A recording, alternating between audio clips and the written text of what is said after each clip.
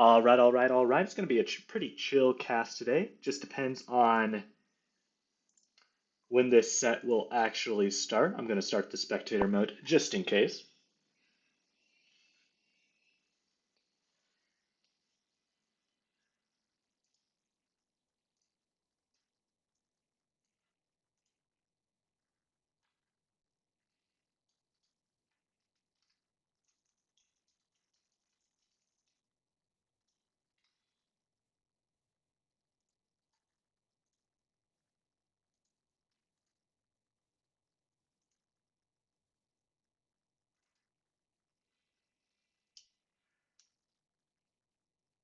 Had a pretty busy weekend, so none of the pre-game stuff that I would normally do. Sorry about that.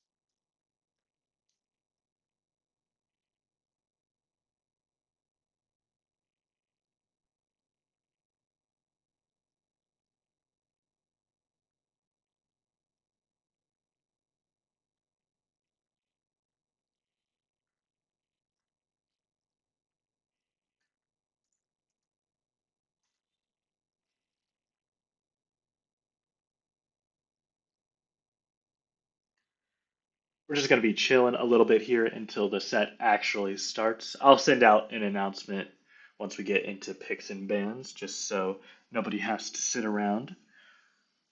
We all know we hate that.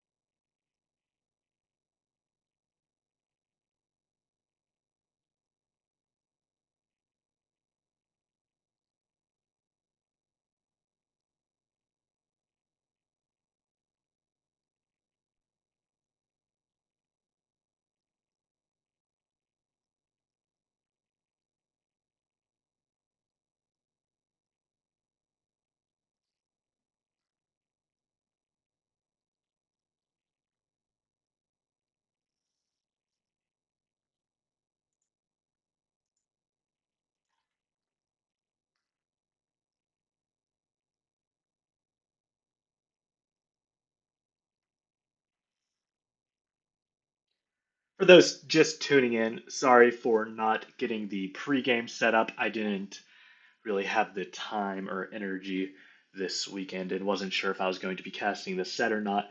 But we still have a fantastic matchup between the Warlords and the Horrors. The Warlords coming off their first loss of the season against the Knights in a 2-0 set. And the Horrors, starting off the season 0-2, have won their last two sets in pretty dominant fashion, including last set against the Mystics, where Mace went 19-3-2 for 49,000 damage. So I would not be very surprised to see many bans, perhaps five, thrown at Mace, even though personally I would still be throwing two bans at Sodden. We'll see what these teams opt to do. The Warlords did have one sub last week in the support role. Pats Nation was subbed out for Smork, so it'll be interesting to see if they are able to bounce back or if some of that downwards momentum sticks with them for the first part of game one. Hard to see. I don't know if they got any practice in or just simply let the loss happen and then refresh their minds. Hard to say, but I would not be very surprised to see a very strong early game start for the Warlords here. They're going to be very aggressive towards the enemy solo lane right off the bat to try to reclaim some of their momentum for the season.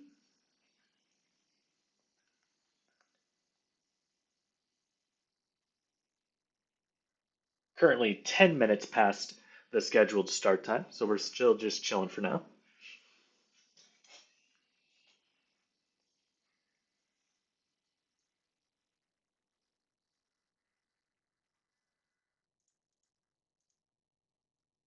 And there we go. All right. Not bad. Only 10 minutes past the start time. We'll take those. We're about to hop straight into picks and bans.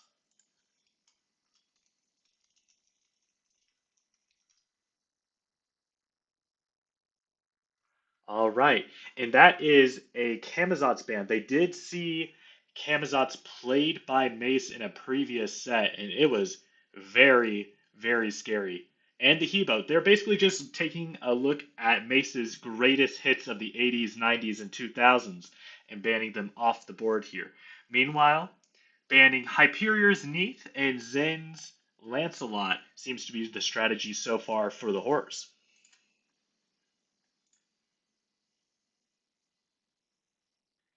Yeah, Mace dropped a 21-8-8 game with 52,000 damage on Camazotz, so not surprising to see that banned.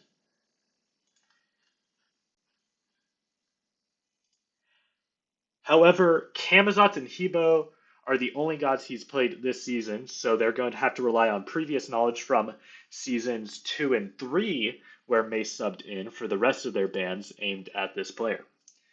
Giannis also banned. That's interesting. We see Rumo 50/50. Sounds like Shizu is getting subbed out this set.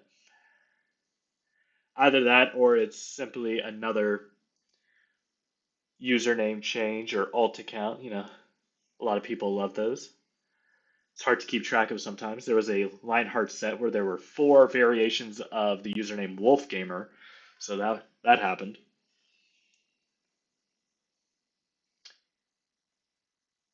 Yeah, these are the three gods that he's played this season.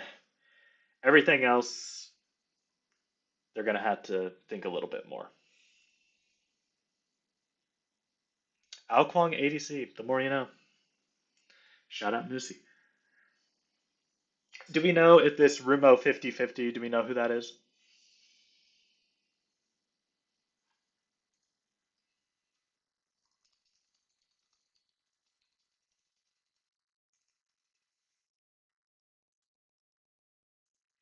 Scotty locked in for Papa Comics, so it is once again Papa rotating back over to duo lane to let Mace play jungle for this team.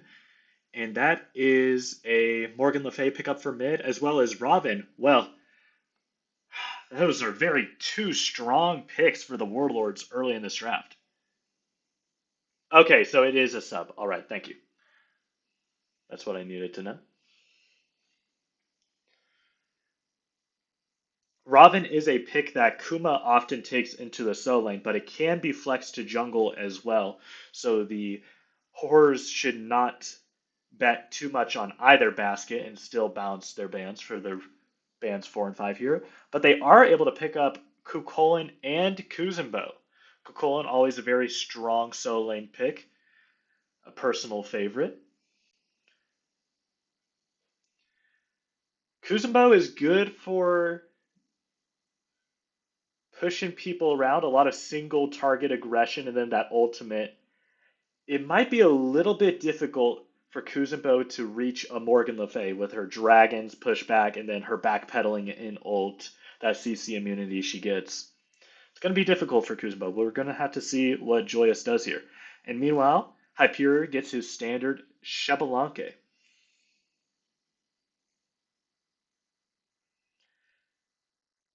It'll be interesting to see if the horrors ban the Geb that Almighty Smiter has played, I think, every single game so far, or if they let him have that.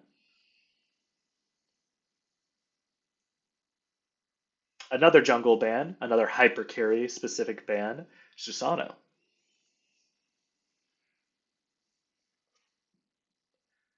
Well, it looks like I'm being proven right when I said they were going to throw 5 Mace bans at the wall.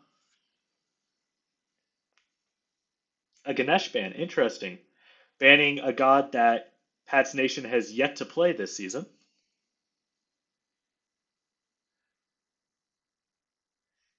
as well as a Serket ban. So 5 jungler bans for Mace, and there's the Get ban. All right, we're time to find out what else Pat's Nation has in the support bag. I'm not even going to question if Mace has anything else in the jungler bag, because we know he has more than 5 jungler picks. But of course, any bit of reduced effectiveness you can get out of the enemy jungler, especially one like Mace, who sometimes does 40 to 50% of his team's total damage, it can still be worth throwing out those 5 bans if you're really confident that you can deal with all of the other players getting their preferred picks. The Jing Chen picked up likely for Pat's Nation here. That is a god where it's really, really hard to die on, that's for sure. Our typical sodden, sloppy Ra, it's usually either Ra, Kukulkan, or Agni. Once in a while, maybe a Giannis if those 3 get banned. So not surprising to see the Ra here is Erlong Shen. Interesting. Not a god you would typically associate with Mace, but maybe I'm just misremembering. I don't know if I've seen him play this yet.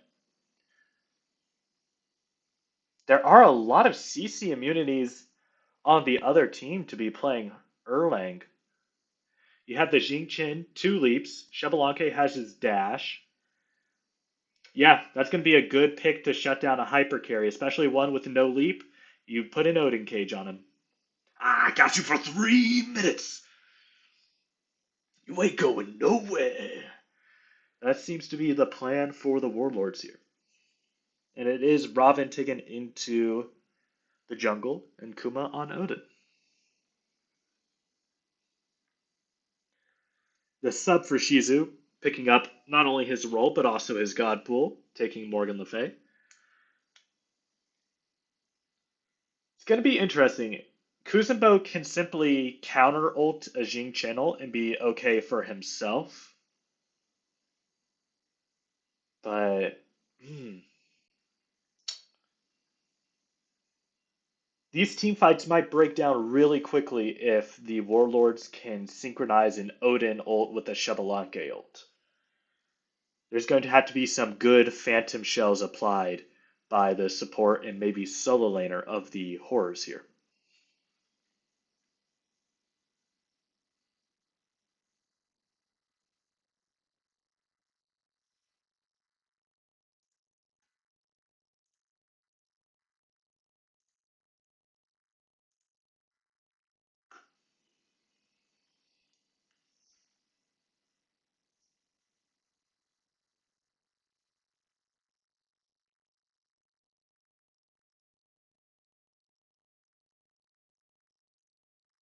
All right, and there is our 8 minutes of picks and bans. We're about to get into game one of this set.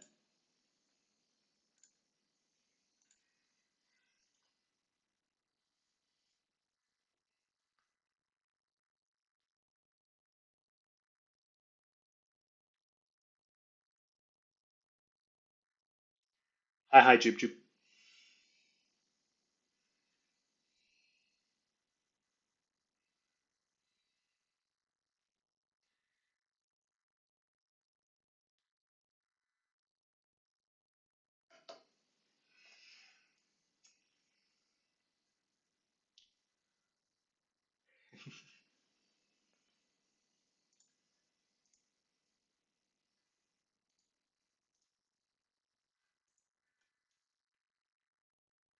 Looks like low delay spectator mode was not turned on, and that's okay. Not really a big deal. There is quite a lot of healing in this game. We have not only a Raw, but Morgan Le Fay with her self heal. Wouldn't be surprised to see some early contagion or pestilences, but it's honestly not that much healing that's in your face. It might get neglected until the end of the build, or maybe not at all for these supports. But I know these mages are going to be looking at each other and begrudging the health bars going back up on either side, so I wouldn't be surprised to see double Divine Ruins. Darth Leahy gets Kukulin.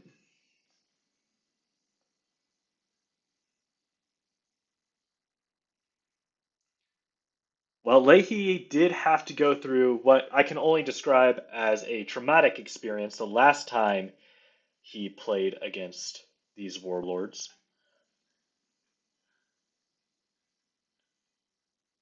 That did happen, right? Or was it Horrors Warlords? Yeah, game one of this season, they just kept ganking Leahy over and over and over again. A ludicrous amount of times, one might say, where the team could probably have focused on any other objective or source of gold or XP on the map and been better served. So I would not be surprised to see Colin playing uncharacteristically safe for the character here at the start of this game.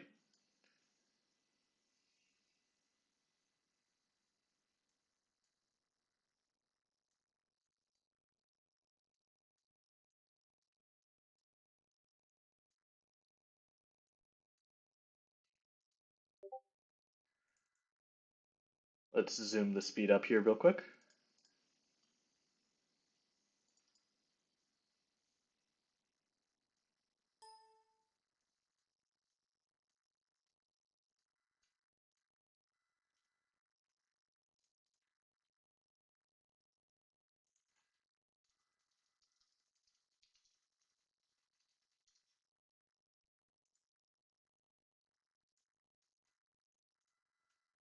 All right, and we are taking a look at some of these builds.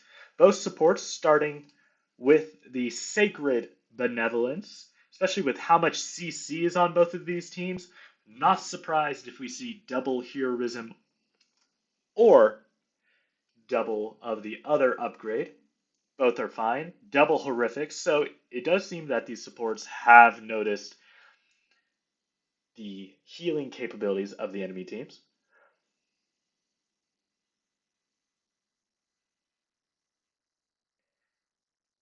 Rumo opting for the conduit build here.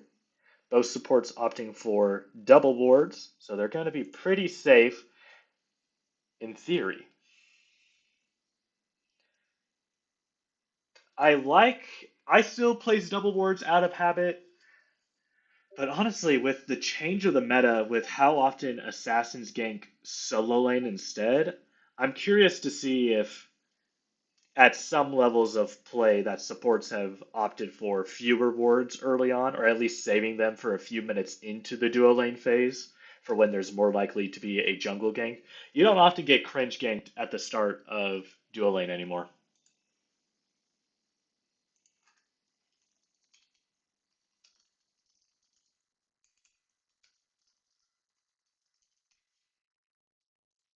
And off we go. The minions are spawned in. This is game one of the set between. Oh, almost forgot. Let me just let me just add this in real quick. It's different when you're casting by yourself.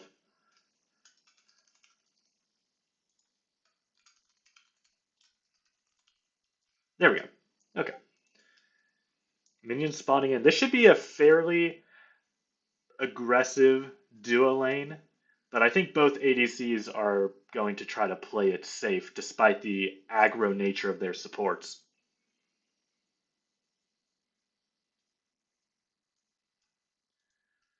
Not a ton going on here. Oh, is my Smite audio not? That might help. We'll see. Let me know if the Smite audio is going in or not. And here we have Ra getting blinked on by Robin, and that is the lane of choice for the first blood for the Warlords. Getting it onto the mage off of that gank, and it's a good thing they got it that soon because Mace visited the solo lane as well. Every lane except the one that had wards placed in it got ganked here at the 1 minute mark of this set. Apparently, duo lane is just the safest lane nowadays. Thankfully, they do ping Robin on the ward here. Scotty knows, but Scotty's pretty low mana here. You do have to watch out for Kuzumbo pushing you under tower here if you're Robin. Erlang is rotating as well. This is going to be our first 1v1 of the assassins in the jungle here. There's the kick flip, and Erlang is able to secure the Naga.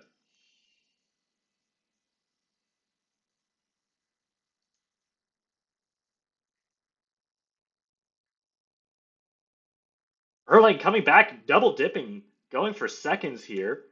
Kuzubo pushes Jing Chen. Jing Chen should have his jumps up soon, so maybe. Oh, a nice ice patch from Scotty. They whittle Jing Chen down. No jumps, no life. Joyous gets the kill, and this is a 2-1 start for the Horrors. Morgan Le Fay is going to invade these back camps. Oh, you know that as soon as Tiki Camp is up, somebody on the Warlord, sub or regular, is going to be stealing it from you. You don't even need to place a ward on it. Kukulin stunned out by Odin. Odin brings him down to about a quarter of a health there, and Kukulin's still sticking around here. Shouldn't be anything really happening as Kukulin has his teleport glyph up and will simply back.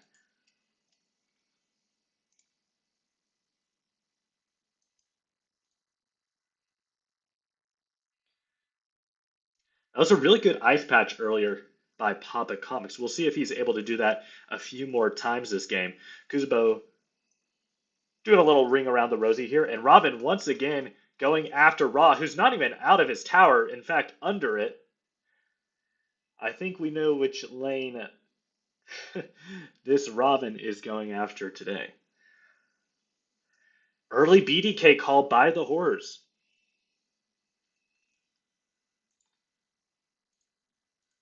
And they are able to secure it.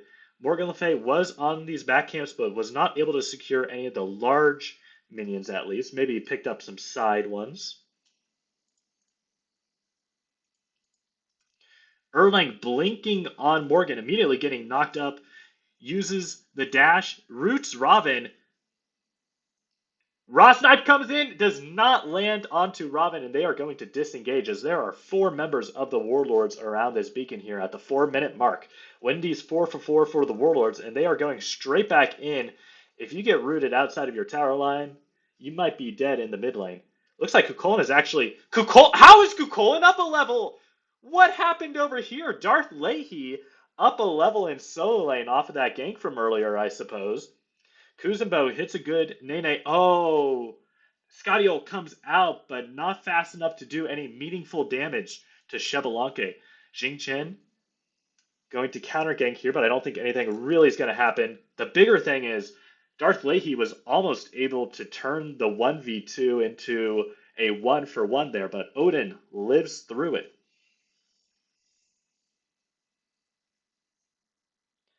Kuma getting a gank from his jungler against Darth Leahy.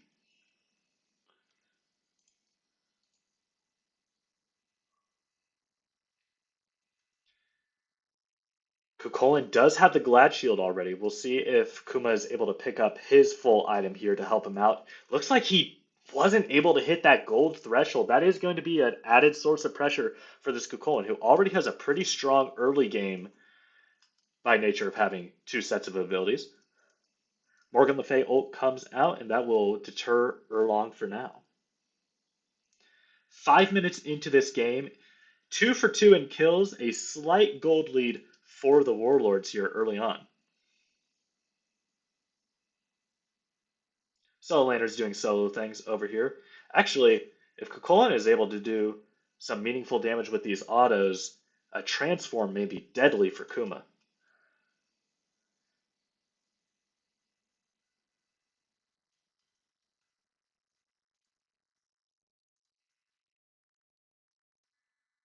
Been a little bit quiet here since that early gank in mid. Neither mage really has a lot of kill potential on the other. Solo lane fight. Erlong ults Odin back in, and the raging Kukulkan takes him down. This blue camp is up. They're either going for blue or BDK. They have made their choice. A 3-man rotation to this objective. Morgan Le Fay once again going for the enemy green camp and not able to get it. Multiple rotations from the Morgan Le Fay to the opposite side that Raw has been rotating to. Normally it's follow the enemy mid, but Morgan has been opting to go her own way. She is enjoying a healthy 300 gold lead on Sodden here, so her farming is on point so far. And speaking of a gold lead, Darth Leahy has currently a 650 gold lead on this Odin right now, and with that Glad Shield, I think he'll be okay for the time being. But here comes Robin, seeing the same thing we do, a solo laner having a good time, and he wants none of that. All of Kukulkan's abilities are down, and he's going to be taken out here. There's no way he gets out of here. Zen picks up the kill. Yeah, we saw solo laner having fun, not allowed in Zen's smite. Not on Beyonce's internet either. Looks like Erlong is going after Hyperior over in duo lane. I'm going to keep an eye in mid for a second. They both back off. Neither junglers commit to these fights. Let me see if I can fix the desktop audio real quick.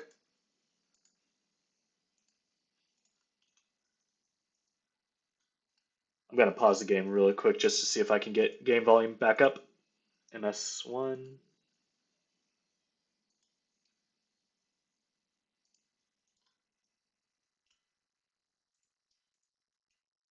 Okay. If that doesn't do it, it's not a huge deal. I didn't have the time to set up this cast. Morgan Le Fay getting taunted in. The Jing Chen ult not able to discourage them. The Ra ult does land, and Erlong, after all of that healing, is able to take her down. A 4-3 start for the Horrors here.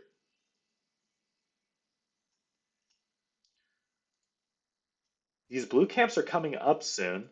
Odin, tired of interference in his solo lane, placing 2 wards here.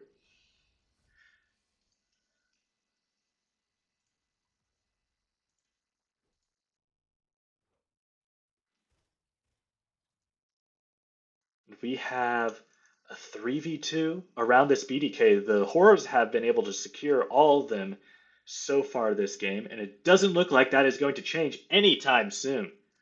Horrors once again out rotating to this early game objective. Securing a slight 1,000 gold lead for the Horrors at the 9-minute mark.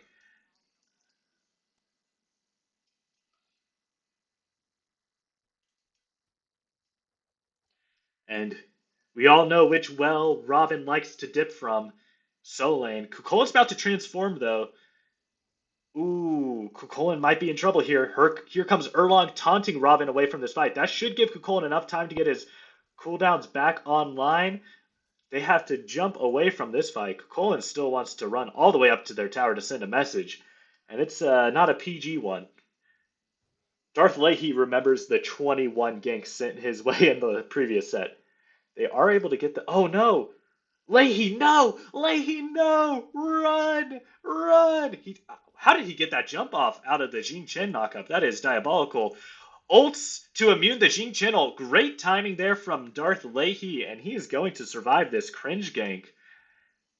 once again able to out-secure this Morgan Le Fay for the green buff, and they are going to take her down here. Once again, Joyous picking up the kill, and guess what's right nearby? You want to go after our solo laner, we'll go after the gold. Gold Fury Call picked up here by the Horrors at the 10-minute mark. Hyperion's nowhere near this. It is going to be the Horrors who get the first Gold Fury of this game. 10.5 minutes in, getting a nice 2k gold lead. But then Scotty's go Papa Comics. Oh my goodness. It ain't New Year's because something was dropping on the ground there as we see Jing Chen is running at this no mana Scotty. Kuzumbo is coming to help out. Might be getting a little bit more than he wanted here. Looks like Colin is once again, does not land the root, but is able to secure this side camp. Gets it up. Man, this has just been, how many times has this happened? Odin Cage, Raven gank. But Kukulin was not transformed this time, so when Kukulin is not in his rage form, he can't just leap over that ult. And Robin getting absolutely melted there by Erlong. And now Jing Chen is a little bit out of position as well, but they are going to focus on this BDK instead. And also focus out this blue camp. Okay. No blue camp. Oh, Morgan Le Fay contesting. Not sure who got that one. Morgan Le Fay rotating to the BDK this time. No wards on the map except for this one. Is this the only ward on the map, guys? Come on. Okay, we got 2 wards on the map. And they're in solo lane. And this one as well. I think the Horrors still got that one, just based off of gold. What a time to be alive. Beacon fight coming up in here in mid.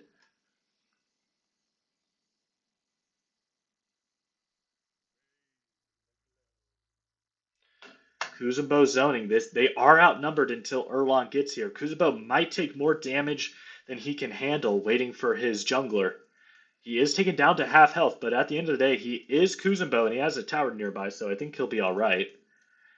Here comes Kuma, gets immediately rooted by Erlong. Erlong gets hit by a nasty Morgan Le Fay combo and gets chased out of this fight. And Chaos, the Warlords, secure the beacon. Colin wants all this smoke, trying to set up a huge knock-up here, likely. Kuzumbo ulting inside the Odin cage. Mace gets shut down by Morgan Le Fay. Jin Chen all the way inside the tower, sent back. Oh, still alive. Jin Chen barely surviving. I told you, it's impossible to kill a Jin Chen sometime. The Raw one does secure the kill on Morgan Le Fay. In this fight in mid, the beacon goes the way of the Warlords, and it is a mid for jungler trade. Here comes the Scotty ult, once again, not really finding much off of that. The enemy team is very mobile, so it's hard to keep that dog on him for very long to actually get much damage out of that ult.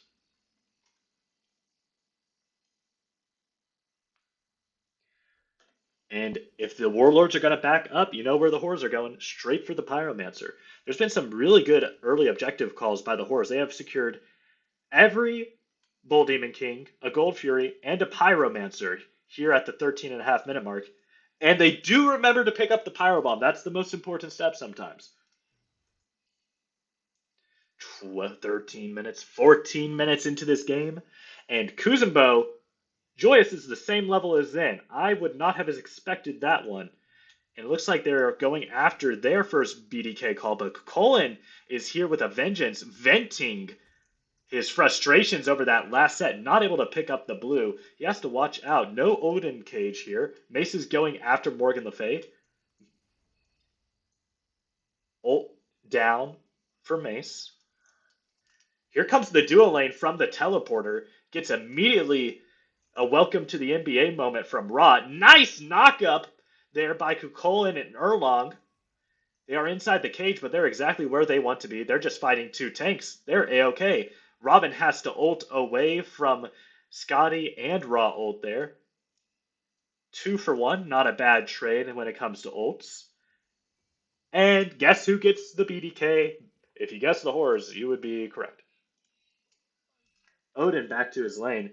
The gold lead is at a solid 4,500, but this XP lead is absolutely shocking right now. Taking a look at the graphs, 5,000 XP lead and a 4K gold lead. And now Morgan Le Fay finally able to actually get that green camp she has desired for so long in this set.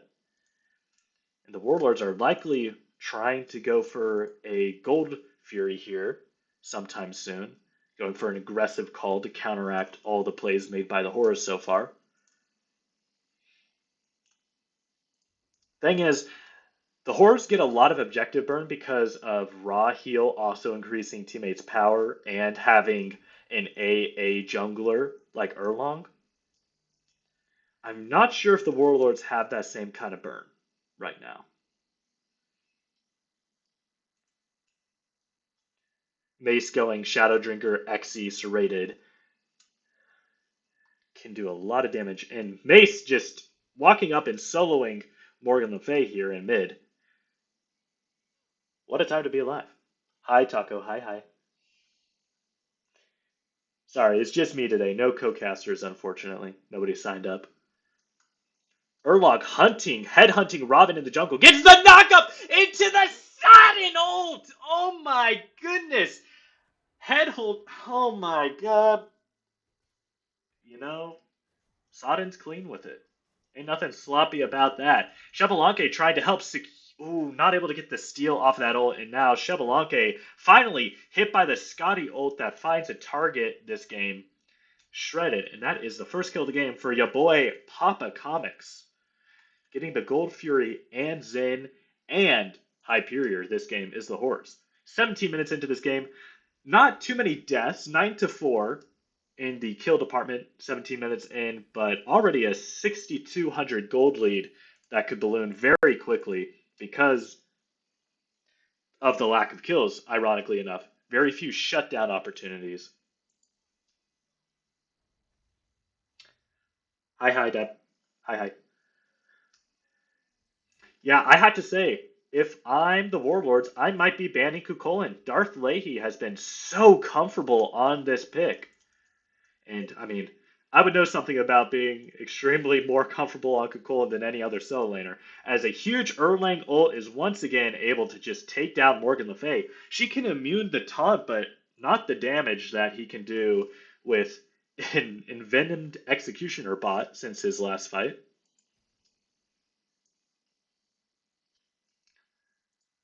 Take a look back at player damage. Yeah, that's something. Scotty, Papa Comics has been feeling himself this game. He's been diving into this enemy jungle more times than I think I've ever seen him on Scotty. Nothing really over here for either teams to do. Just get your back camps. No Gold Fury to fight over. 18 minutes in. Not sure if a Fire Giant will be called here for the Horrors. That'd be a very aggressive call. They have two wards. Top side of mid, top side of solo, near it. But that would still be a very aggressive call. Wouldn't be surprised if they waited about 4 more minutes to do that.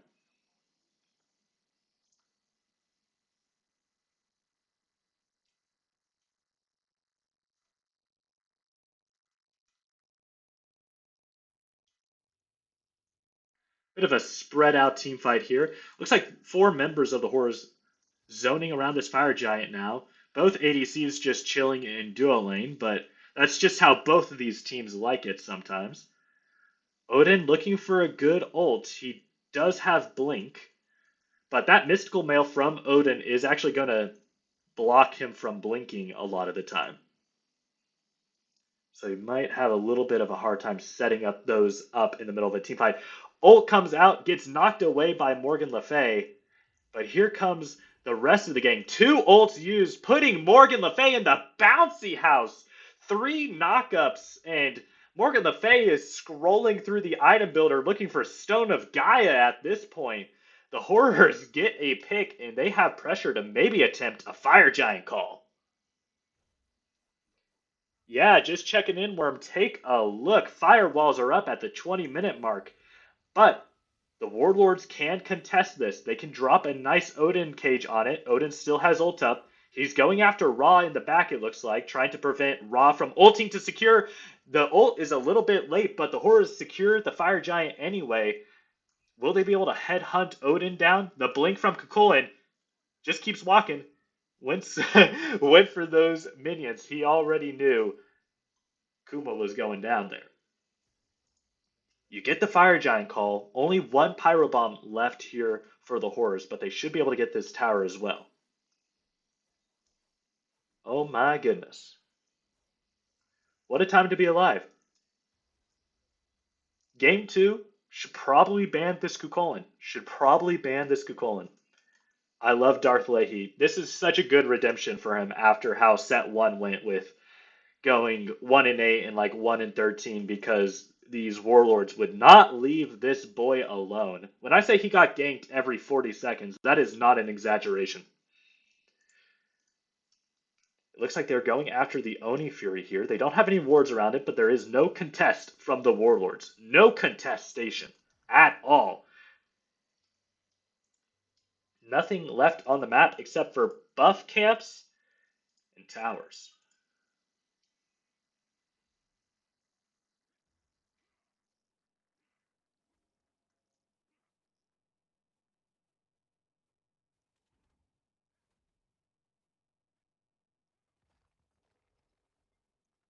Huge support difference now in the fact that Kuzenbo has compassion and Jing Chen opts for going for Spirit Robe and Pridwin upgrade and does not have his support starter item upgraded here past level 15. It's going to be a huge difference in these team fights. Pyromancer comes back up. Kukulin is looking at Morgan Le Fay, who is spotted out here. She should be fast enough to get away, but that just means that they can go after this Pyromancer freely here. Oni waves are going to take down the solo lane tower as they go after mid, and Erlong is just posting up, T-posing outside of Pyromancer as they are able to pick up. They used their other Pyromancer bomb earlier, so they are back up to 1 bombs in pocket. They have Oni Wave still pushing in right. I would not be surprised to see them go after this tower and maybe even try to get a push on the Phoenix if they can get a pick on Kuma here. Kuma spotted out. Scotty goes out onto Odin. He does jump away, leaving Scotty and Calder completely behind here. Scotty 1v1ing Robin. Robin has to ult away from Papa Comics, and Erlang is going to find him. And find him he does. Mace gets the kill, 13-4 kill lead, and that just might be the pick they need. The Blink taunt comes out straight into the sudden snipe. And now the Kuzenbo bouncy house. It is a party in solo lane for the Warlords, and they are not done. Kukulin going all the way in, chasing down Odin, not able to get him. Swashbuckler Josh Hyperior actually gets the kill on Mace there. Jing Chen throwing Kukulin around, but Kukulin is tanky enough to survive this Phoenix barrage, and they are able to pick up the first Phoenix of the game in solo lane. 1 down, 2 to go. They go straight for mid. When Zen is down, the Horrors are alive. They go straight for these objectives. Odin Cage is down. It will be up pretty rapidly here. Stuck on that ice patch for half his health. The Raw one takes him down to about 100 there, and the snipe does not land. Kuma does get the kill on Kuzenbo with the assistance of the Phoenix there. 2 birds down. 2 birds down for the Hordes. Uh-oh. Horrors are playing playoff basketball, and now they are going for the beacon just to feel something. Just to feel something. What a game so far from this Horror squad.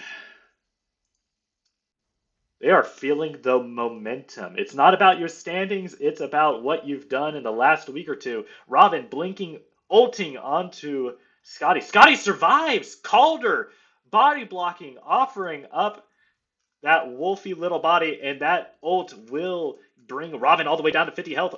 Erlang still chasing. Erlang's fast. He's coming around the corner fast, and he is able to take down Zen. And once again, Zen picked off first for the Warlords. Overextended, not able to get the kill on Papa Comics. I'm not sure if Papa Comics is even the target you want to go after if you're looking for a single pick for the Warlords, but not able to get it, and once again taken out first, giving the horse free range of this map. Papa Comics going a build that is doing a surprising amount of structure damage, able to do 7,700 somehow.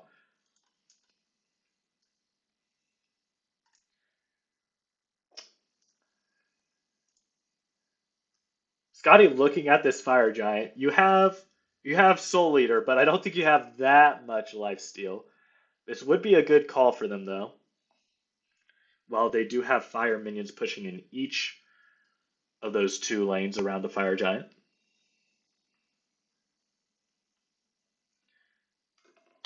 The Warlords are probably going to have to secure this and not lose anybody to bring themselves back into this game. Down 12,000 gold. Who's your best chance of securing with this? You don't really have anybody that's good at securing, at stealing an objective. You're just going to have to hope and pray that Jing Chen can run in here, knock somebody up, and do some dot damage. Doesn't happen. Horrors get the fire giant, and Jing Chen gets sent back to the fountain. And that is a 4v5 here. Fireman is pushing into the base. And we know who Mace is going after. Mace likes to watch walls and watch paint dry. Uh-oh. He's going after Robin maybe here? Sodden's trailing behind, going instead for this speed camp here. Robin spots them out. They do place a ward.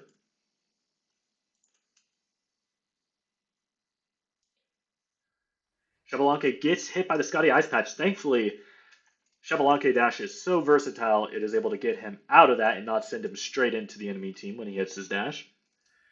Left bird, invade going on. Erlong ults, Xbalanque beads come out, knock up, taken down by Mace.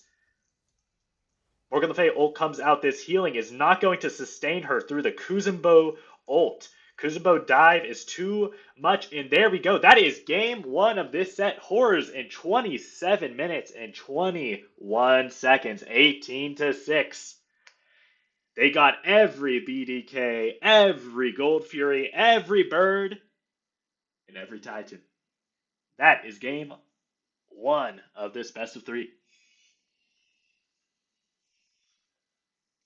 For those just tuning in, no co-casters today, sorry. Nobody's signed up, but hopefully this is still good enough just to see what is happening. And this is what happens when the cat gets out of the bag. I gotta say it again.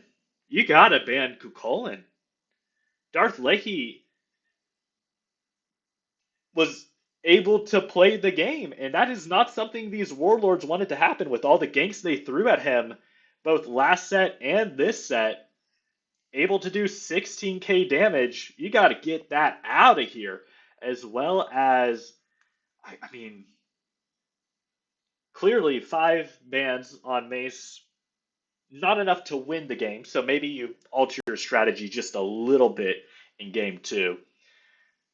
I think it did do a lot. I did think that, yeah, that's saying something, isn't it? That a 9, 2, and 8 top damage in the lobby game, I'm going, yeah, those bans were pretty effective.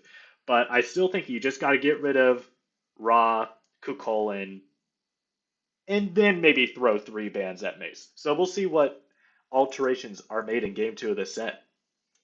Let me just find who to spectate here. If you enjoy this, drop a follow. And we see Scotty Geb picked up for the horse, taking away Geb from Pat Nation, once again getting Papa Comics on his most comfortable ADC. And they banned, out of all of the gods, they didn't ban the Kukulin, they banned the Kuzumbo. Joyous played that extremely well. They were tired of, after Mace would dive in, blink ult, the Kuzumbo follow-up was always there every time. And that's what secured a lot of these fights for the Horrors. So I'm not surprised to see that ban at all. It was a fantastic game from Joyous. and they're going to take Kukulkan for themselves. So there's the adaptation that we were questioning. Kronos, I'm interested to see where that one goes. Yeah, the Scotty Ice patches from the very beginning of the game to the end were on point.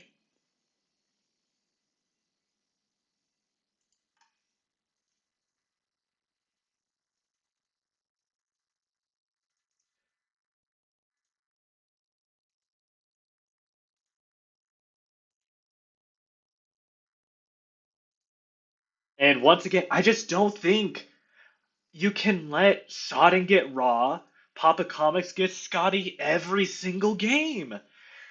Oh my goodness. And they're going to get it, and they're going to do exactly what they want to do every time, which is any knockup. You thought Erlong knockups into Raw ults were bad? Well, I hate to break it to you, but there's a Geb on the field now.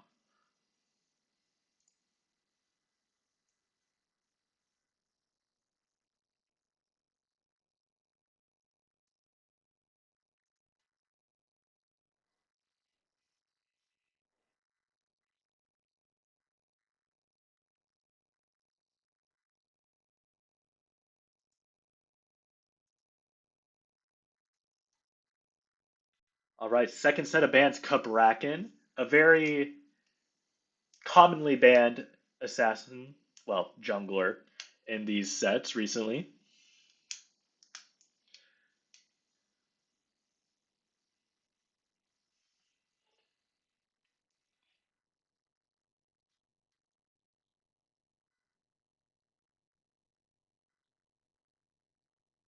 And Hebo. All right. I like that ban. I would absolutely not want to play against this man's Hebo. Mm-mm. And that's the thing. I think you can get away with splitting your bans between the first round and second round of bans because Mace very, very rarely top picks his characters, even if they're left open, because he wants to get Papa Comics his favorite picks, Sodden his favorite picks, etc. He's a team player like that. So I think you can, most of the time, unless he gets a little frisky with it, save a couple of those bans for later. I think banning Camazotz first is a pretty solid idea. And oh, guess who's back? No more subs for the Warlords this set. They get Shizu back in the mid lane, back on Agni.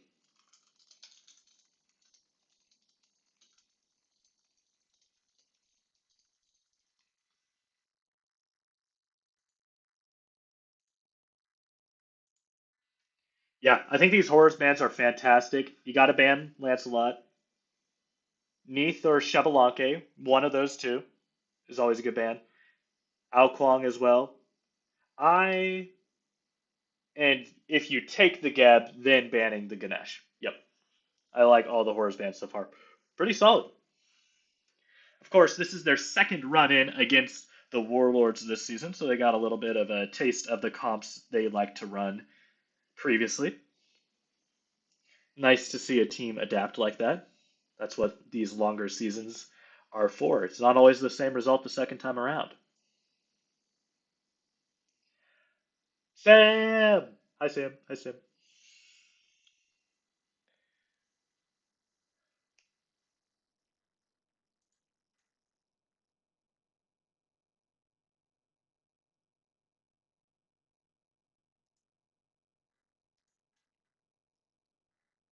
Yeah, I feel like the Odin was pretty solid. Had issues in the laning phase against Kukulkan, but what doesn't? But those Odin cages were nasty. And they did take the Kukulkan, so I just think that Odin is just such high value with his ult, especially against a team that likes to go raw almost every set, at least once. Just a thought. Oh my goodness. You banned the Ao Kuang isn't on the table, so you think that Mace is going to be at least visible this entire game? Now he's on Loki. It going into the realm of cringe. I think we're way past that point. I think we're way past that point, Worm.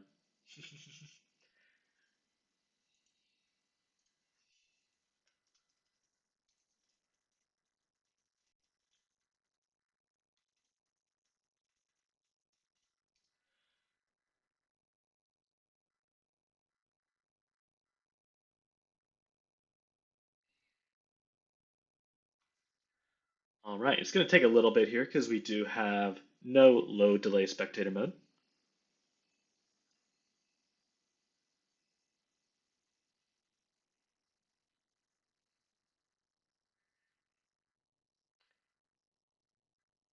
And it does look like, even though we are back to the original roster for the Warlords, they are going through a role switch. Shizu going back to support and Almighty Smiter going back to mid. I actually like that a lot, especially with Shizu's Terra and how good it is. The question is, will they stick with that no matter how this set goes? Because I don't think you want to be discouraged by how good or bad this game goes. I think you'll want to try it again in the future. But I really like this role swap a lot.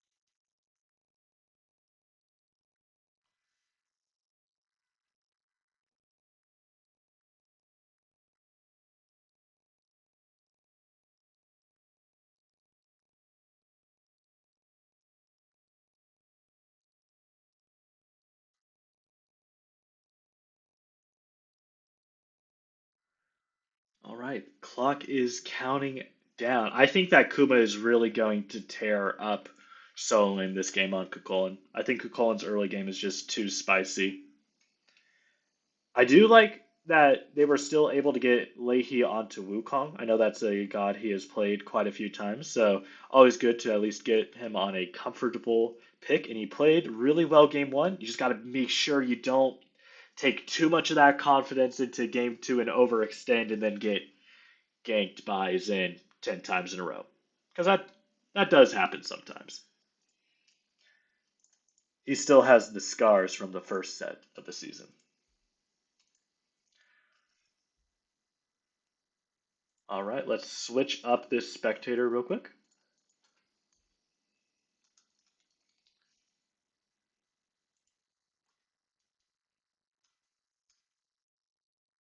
Of course, on this side.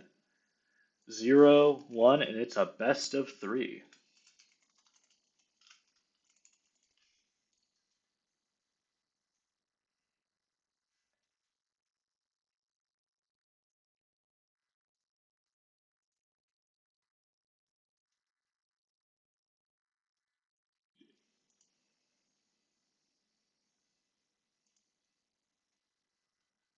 All right, here we go. Let's start. Everybody's loaded in. We can start switching up where everybody's going here. Solo laners on top, but only in their minds and the item screen. Looks like it will be Kronos jungle. Not very surprising. I didn't think it would be going anywhere else.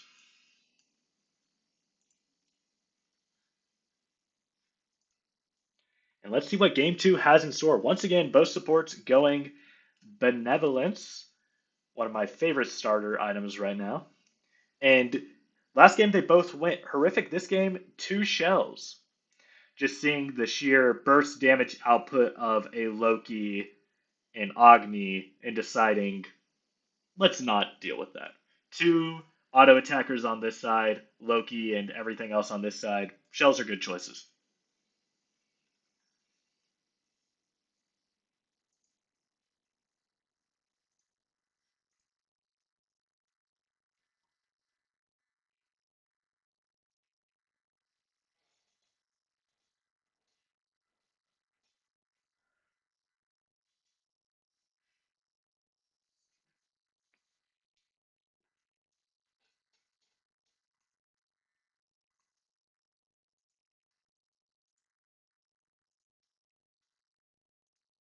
Last time Loki ganked the mid lane first, and that was against an enemy Ra as Robin. So I'm curious to see if he's going to go back to the same lane this time.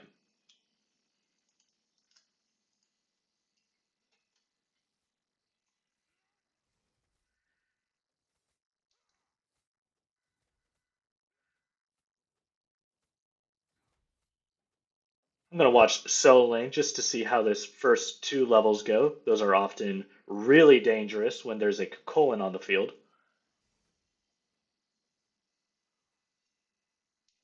Using one of his potions already. It looks like, yep, looks like he's just going over here. No super cringe ganks yet.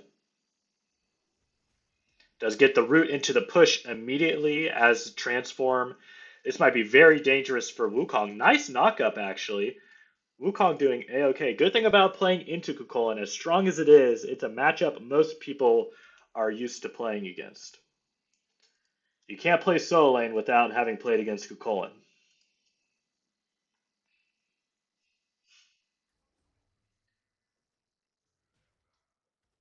Nobody's super low on the map yet, except for Geb. Geb taken down over here.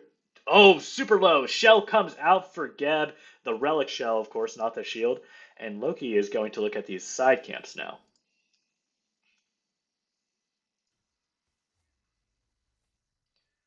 I like the combination of Loki and Ra. That should be some good setup as well for this Horrors team.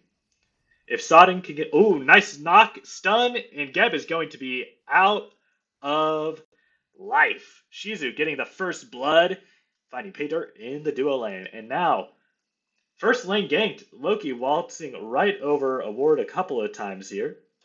I mentioned how safe duo lane is, and then immediately proving me wrong by trying to gank it. Backs off instead, though. This is a level 4 Kukulin in Rage form. This Wukong might be a little bit toasted here. No root up for Kukulin. There it is. Not going for the aggressive push, just trying to back off, get some pressure, push those waves in, and secure a steady gold lead. Mace was looking at an invade here. Deciding to maybe head over to Soul Lane instead, but this is a level 4 Kukulin. I'm not sure if the Horrors even have kill potential here. Kukulin's at half rage already. A couple of abilities landed, and he's going to be fine. Does get stuck for a little bit on that Loki ability, bringing him down to low health. Geb once again having to waltz back to his tower. This Terra Xbalanque combo has been putting in work early game for the Warlords. Duo lane pressure. This is why I really like putting Terra in duo lane for them. Shizu is a very strong support and gives them a lot of pressure that they wouldn't otherwise have in this lane. And this is an early invade. Gets the nice double root into a double stun. And Xbalanque dashing in. Terra punching at air now as Geb gets the rollout. Not able to land the last auto to secure the kill. Here comes Mace. This might be a little bit risky. Able to get a lot of autos in here. The shell comes out. Gets stunned. Has to run away. And Terra, 2 kills in this game, both of them on this Terra Shizu. I always ban this gun no matter what lane this man is playing. I do not like playing against Shizu's Terra. A 2-0 start for the duo lane of the Warlords. Sub 4 minutes into this game.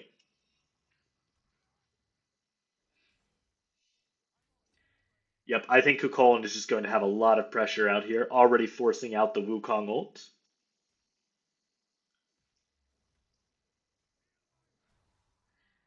Good knockup, cleansing away the clone, and this root is going to be enough. Kuma gets the solo kill on Leahy, but he is at half health with no abilities really up right now.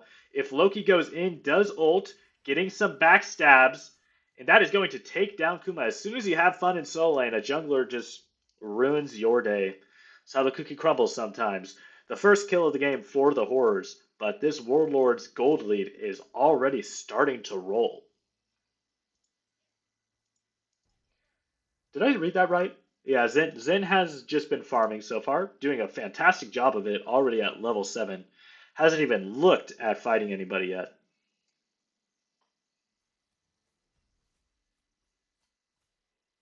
Just on absolute Farmville simulator right now with no player damage and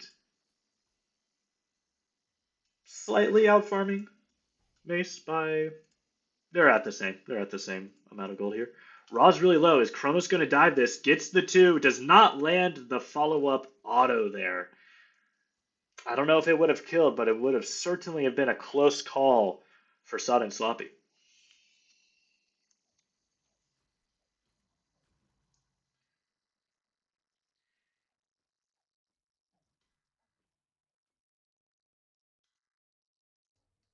Once again, Kukulin just jumping these waves, getting his rage all the way up. Here comes another purple camp invade by Terra, but Loki is going to look straight at Xbalanque while Terra is all the way up at the camp. Xbalanque ult comes out. Loki is not fast enough. Does get the beads using the ult here. Close range autos, able to get the kill. Hyperia running all the way from purple camp to his tower line. Not able to get any assistance and is taken down by Mace. Mace has both of his team's kills right now. And that is an ice patch interrupting the Terra combo. And those, I almost called Loki autos something different than backstabs. I stopped myself though, so we're chilling. Colin already has a very nice lead here, once again forcing these Wukong ults out on the regular.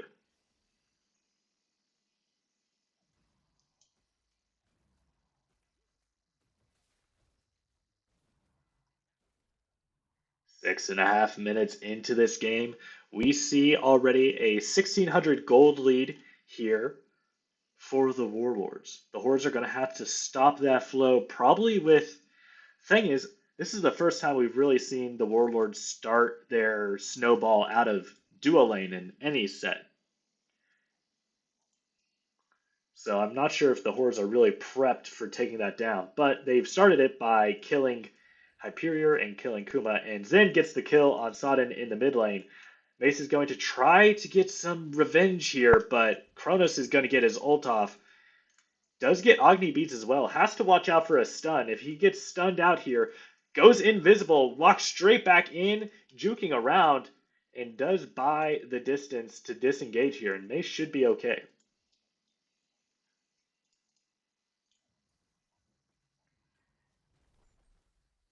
Geb knockout misses. So yeah, it's been a rough early game for the Geb and Scotty. Down 3 levels each right now in duo lane. This Terra is not going to rotate because she wants to keep farming up this duo lane, keep pushing this lead. But at some point, you are going to have to choose when to rotate out of duo lane and start affecting the rest of the map. If the Warlords are able to get the BDKs on their own, though, that should keep Terra in that lane for a while. Wukong going straight in. I think Raw ult might have actually secured that for the Horrors. We'll have to check later. Loki going straight on Agni. Agni has no beats. The ult comes out, stuns both of them somehow. Loki gets the kill, goes invis once again. Here's Ra helping out his Loki, and they're just going to group up and heal up. Time to see who takes out a ward here. I think Sodden ult did secure the BDK, and once again, the Horrors have not given up a BDK to the enemy team this entire set. It looked like the Warlords were finally going to get one. But then you remember, this guy has Raw.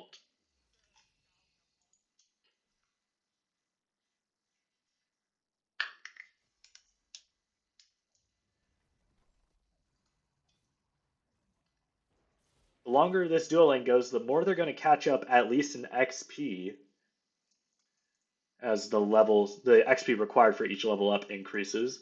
Geb is going to set up an ult, gets Xbalanque beats, then gets a kill on the other side of the map. But now Loki's going to have free reign at this Xbalanque. If he can get a few more autos in, is going to take him down. Feeds the kill to Papa Comics, his first of the game. And this is why you have to rotate out of duo lane at some point. No lead is forever. Kronos blinks in. Good Geb knockup. Great Geb knockup. And Zin is going to have to ult away from that Loki. Oh my goodness. Geb getting pushed in all game in duo lane, pulling up a great 180 knockup, but then gets taken out by Zin tower diving. Loki's completely here, gets stunned and gunned by the Zen Shizu combo. And I don't think Scotty's going to be chasing them down. Well, she's going to try. Ult comes out, but then gets hit by the Chronos too. So that happens. Zen is on a rampage, starting this game off 5-0 and 0. Fantastic start for this Chronos jungle.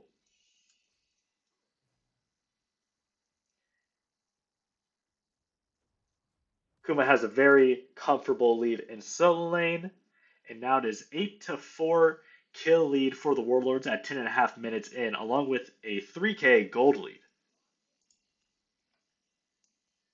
Oh, I got the 1 and 2 mixed up. Thank you, Deb.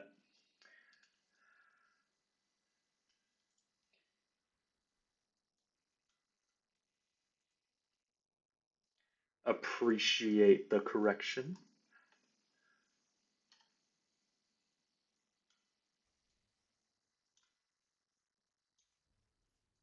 Wukong is going to try to defend this BDK. That was a little bit of a lag or something there. And the Warlords get their first BDK of this set, and I think that is the momentum they needed. This gold lead is certainly something now.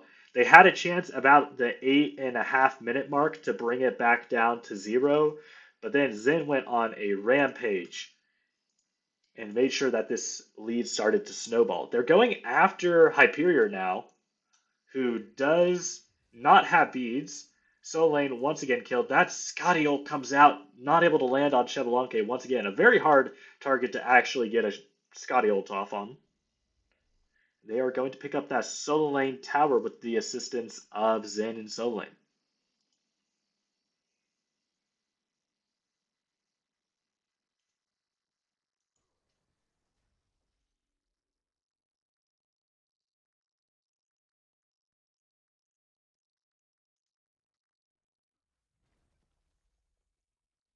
Mace was able to get some nice kills on Chevalanke, but none of those were shut down, so they didn't really give the same amount of gold that Mace was probably looking for.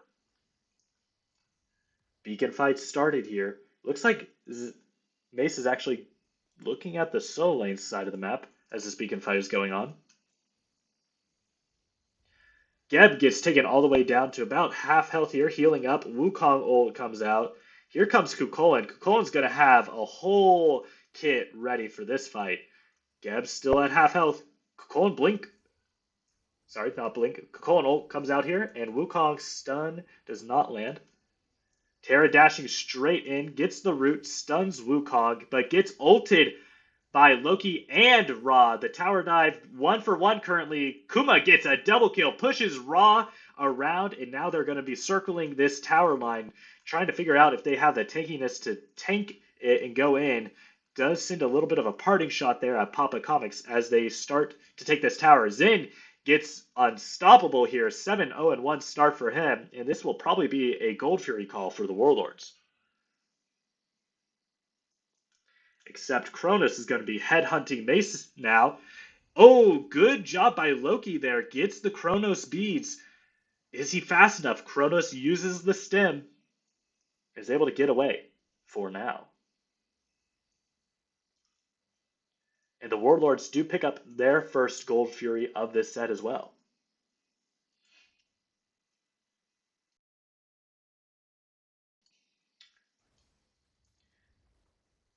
And this is why, part of why I really liked this role swap, putting Shizu on Terra in support. You can kind of just let Almighty Smiter play his more optimal role in mid. Just have him sit there. Mids don't really get ganked that much. Let Shizu go to work.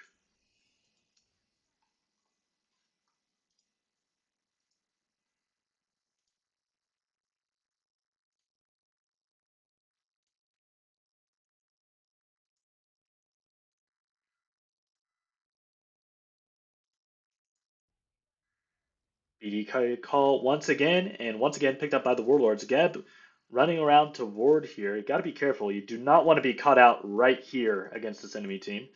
A 1v1 going on in duo lane, but it's never a 1v1. It never is. And once again, Calder not able to find the Chevalanke. these Scotty ults just you have to wait until that Xbalanque dash is down. It's not going to land otherwise.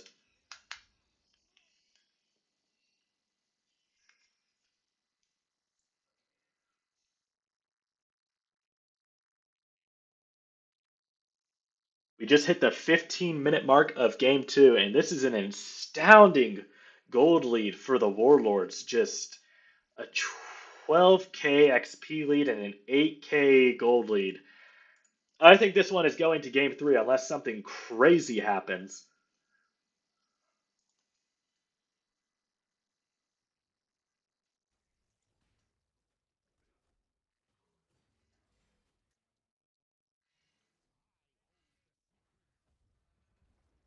Terra diving kind of by herself right now, but nobody can hurt her except for Loki. And there is a Kronos nearby who's going to want a piece of that Asgardian. And there we go. Disengage. Nothing really happening there after this Xbalanque ult.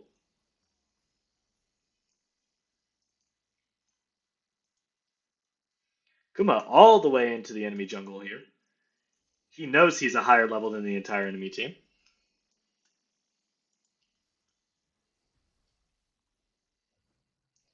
Problem for the Warlords is at this point there's not really a ton of things they can do on the map except for Pyro, so that's probably where they're going to go next. Looks like a pause happened here, so I'm going to try to skip forward. And that's as far as the skip goes, so we're going to hang around here at this state of the game 16 minutes in.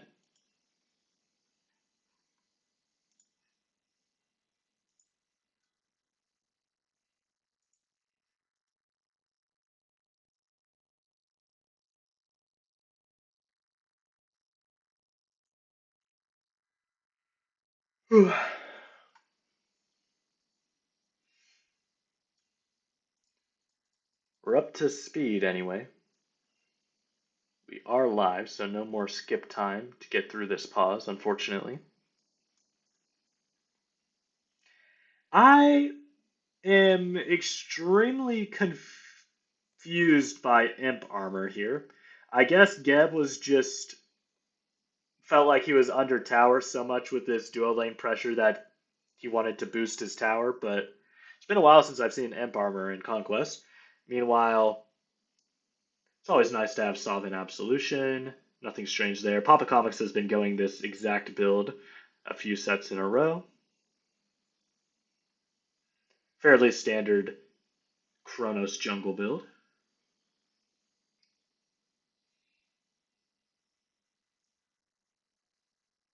I am equally concerned by the Jotun's vigor. You know how strong this Kukulin is, so I'm surprised that somebody didn't go something a little bit more sustaining. And Barmer debuffs the frog. Thank you, Jim. Thank you, Missy. Very important. Pyromancer called out, and the Hordes are able to get it, and a kill as well. That's just what the doctor ordered. That's probably a huge shutdown in terms of this chart. It's probably going to dip very nicely after that. Not a shutdown in terms of kill, just getting that objective is probably a nice dip down in the gold chart, excuse me. They are chasing after the Scotty, able to get away from the Terra CC. Man, if they're able to get a kill on Kronos, that would be very nice if they can get it on maybe Papa Comics or Leahy here. A good knock up into the Gep. Oh, and Papa Comics gets the kill on Shizu. All right. Feed the goat. Here we go. Another good defend here. Imp Armor OP. Imp Armor OP. My bad. My bad, gang. And Loki's going to go straight in after this Kronos. Kronos is going to have to ult here, but it's going to take him straight to the back of this team fight, and they're going to turn on him. Loki ult does not land through that Kronos blink there. Geb knock up after the rollout.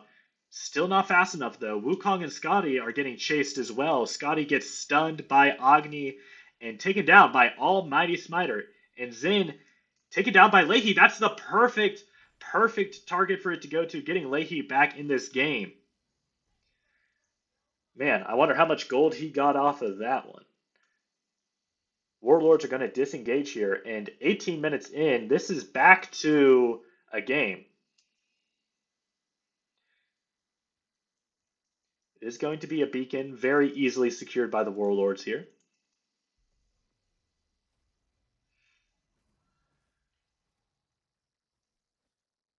And also the Gold Fury call. This is how you extend that lead back up to where it was before the fight. Enemy disengages, feeling good about themselves, and you simply take everything on the map.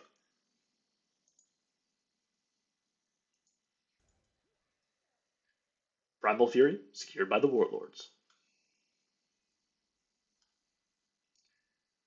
Gold lead back down to 6k, and the longer this game goes, the less that will mean. However, this XP difference is still absolutely massive and very, very concerning, and that will not go away anytime soon.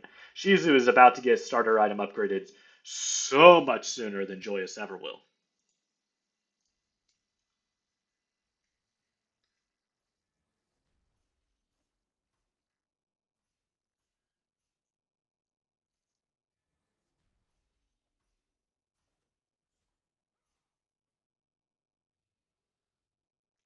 Loki spotted out. He's been fighting really well for only being level 16 into this level 19 Chronos, but at the end of the day, levels do mean a lot. Oh, nice Tiger Stun by Wukong. Knock up as well. They don't follow up on it, though, with the Kukulin nearby. Understandable. Hyperion's all the way over here. They don't know that they had numbers advantage here. If Hyperior shows up on a minion, this might be very dangerous for the rest of his team. Warlords exiting the Fire Giant side of the map for some reason. There's nothing really else up on the map to do. You can split push the dual lane tower, I suppose, is what they're going for. Kronos may be looking for a pick on Scotty if she rotated over, but she did not. And this will be a tower going down, but I think this tower was going to be cooked pretty soon anyway.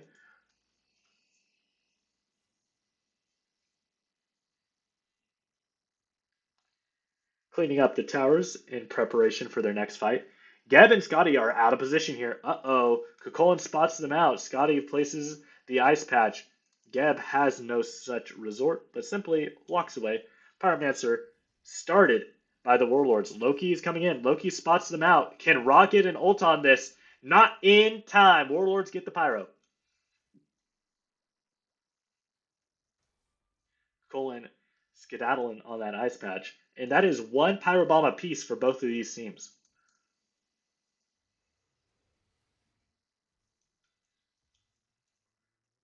Kronos doesn't land there. Oh, Loki almost walking invisible into that Terra stun. And the Warlords have once again given space for the Horrors to occupy the area around the Fire Giant, knowing that they can't do it with the Warlords nearby. But they will take this mid tower if it's not contested. Zen did have to back there, so that is a mid tower for the Horrors. Stunning Xbalanque into a triple or quad knockup, but they do get Wukong ult out of it. Wukong is in trouble here. Ult's already down. Gets a nice bird to avoid the root from Kukulin Rage form.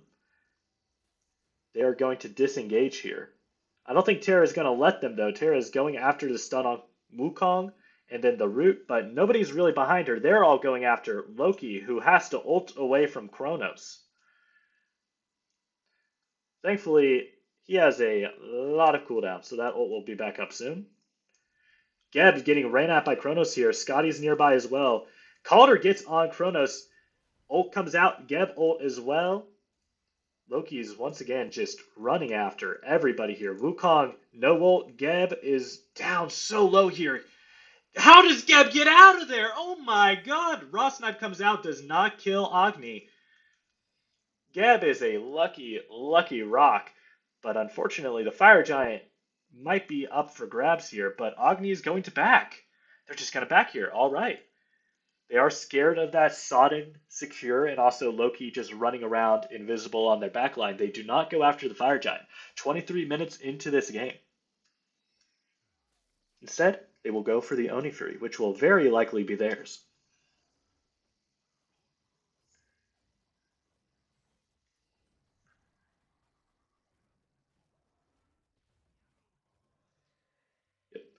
And Terra is able to get that heroism. Meanwhile, Geb is still only level 12, which is not really Geb's fault. The team's behind, right? But that sheer impact in team fights is going to be massive. That's a ton of shields. Basically taking Geb's, not to pull a different Loki line, but your powers are mine! Taking away those shields, essentially. Does not have a cleanse on it, though, but those heroism shields can be absolutely beefy, especially when the enemy Loki is trying to focus on a single target.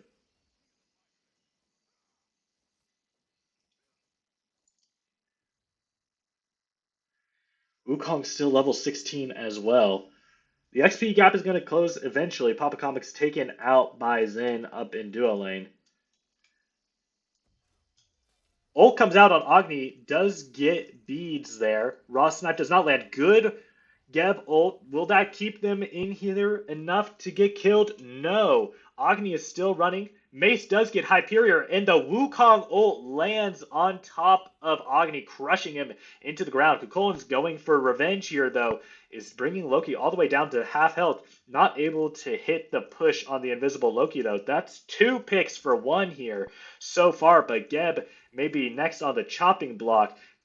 Tanks versus tanks. Zen gets Leahy all the way at the Phoenix and also getting the bird there during all this. A PvP bomb. Who PvP bombed? That, guys, you can't be doing that. And Kukulkan is going to be getting backstabbed by Loki here. Turns around, realizes he has more health than Loki does. Zen getting another kill up at the bird. Ra is not able to get Kukulkan here. Zen getting the bird and 2 members of the Horrors during that fight. And also, whoever on the Warlords had the Pyro Bomb, dropped the Pyro Bomb in there. So now the Horrors have the Pyro Bomb advantage, but they are down their duo lane Phoenix. This is the thing about that late game Kronos. It can just do things completely on his own, whether it's a Pyromancer, but Loki is nearby. Loki is invisible, goes for the ult, gets the kill before Kronos can get the ult off, and the Pyromancer. I'ma make both of them, he says, and he gets it. And also the blue camp, the most important camp on the map right now, of course. Another great play by Mace. Oh my goodness, who now has both of his team's pyro bombs. So that's something. He can also split push if he really wants to, I suppose.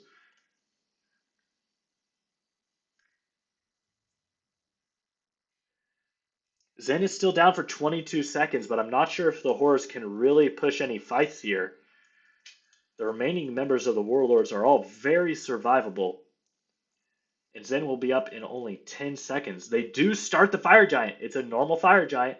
They place 1, 2 wards around. Loki is going to be the one looking at Xbalanque here and gets completely wiped as Hyperior, who did not have his relics up for another 3 seconds. And that 3 seconds made all the difference, getting killed by Mace. Nice quadruple knockup by Kukulkan there, pushing the Horrors off the Fire Giant into another ult that does amazing damage, but not able to get any of them below a kill threshold point. Kronos might be able to do that, though. Looks like they get 2 more picks and are going to have to disengage before they get taken out by Kronos here. Kuma is able to defend the Fire Giant with his life. If the Horrors want this Fire Giant, they're going to have to back and re-engage very quickly before Kuma gets back into this. And just like that, Loki ult is already back up again. That's insanity. Late game Loki is absolutely nutty. Wukong spots out Terra, but it looks like we all know who Mace is going to go after. Decides to back off.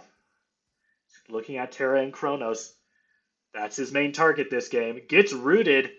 Ults. Nice ult there by Kronos. Not getting 100-0 by Loki, which is the main threat he poses. And they are fire minions pushing into the Titan room of the Horrors. This fight could be the end of the game. Xbalanque gets knocked up by the Fire Giant and gets a heroism shield for it. What a time to be alive. And Kukulkan is zoning off the enemy horrors, pushing them back into their blue camp. Mace is going to back here. Probably to push this wave back up a little bit, but these horrors need to disengage. They need to get out of there. There's no Mace. And now there might be no Sudden. Absolutely pinned by an amazing Terra wall there. But Ra is able to heal up inside of his abilities. Scotty gets a good Aegis off. Zen gets Sodden, but Mace gets Hyperior in the enemy backline. Geb ult whittles down the Chronos along with Mace. An amazing Geb ult there by Joy. A single target is the way to go sometimes. Wukong stuns the Terra. She's on the chopping block next. Nice double root. Good Agni bombs on these pursuing horrors. And it's once again 2 for 1, but I don't think either team's going to be able to really get anything off of it. The Phoenix once again on a full cooldown for the horrors.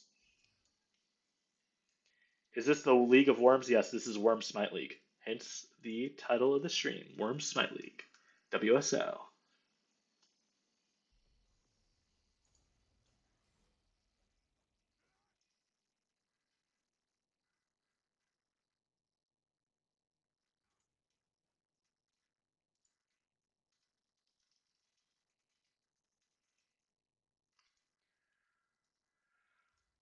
All right, and the horrors are once again grouping up around this fire giant. There's been multiple big fights around this fire giant, and it has not been able to actually fall yet. Too much blood drawn on both sides during these fights due to the insane nature of these junglers. But now it's going to be EFG, and it looks like a third pyro bomb picked up by the horrors. If they get even a little bit of pressure, a single pick, they should just go pyro bomb the living snot out of one of these lanes. Kronos looking around the right side of the map. Nobody there though. They don't have Papa Comics for this fight. He is split pushing, trying to get this, his bastions and his T1. Loki going for a hero play here, going straight into the enemy team and just walking out of it, having to ult out actually. That is a huge loss for the horrors for the next, 20 seconds because of his cooldown build. Papa Comics is split pushing, so they probably don't want a fight to really happen here anyway. But the Warlords are going to take it whether the horrors like it or not. Fire Giant, EFG already at half health. Loki is nearby, but oh boy, you gotta watch the Sodden. You gotta watch Ra here. He's going for it. Kronos is around. Agni bombs do secure the Fire Giant. EFG taken by the Warlords, and Ra is going to get chased down. A full health Kukulkan. Zin gets the last hit. And this might be a wash. Two members of the horrors down. Papa is on this tower, but it's going to be nothing compared to the push that a Kronos and the rest of his team with EFG are going to be able to do. Papa Comics is getting his back off here. Loki has ult back up again, but no mana. No mana for Loki. Wukong is going to try to defend the bird, but the bird is already down. Only Titan as the target. A nice Calder slows him down for a second. Loki going after Kronos. Shut down by Zin, and this is going to a game 3. Oh, baby. 31 minutes and 45 seconds.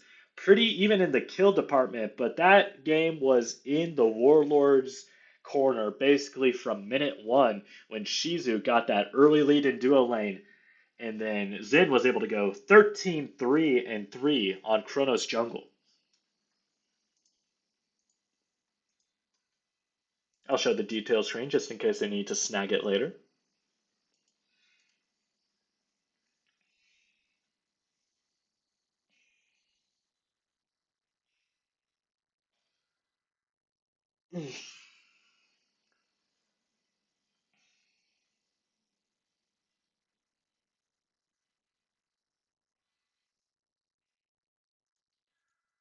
All right, and now we're going to spectate game 3.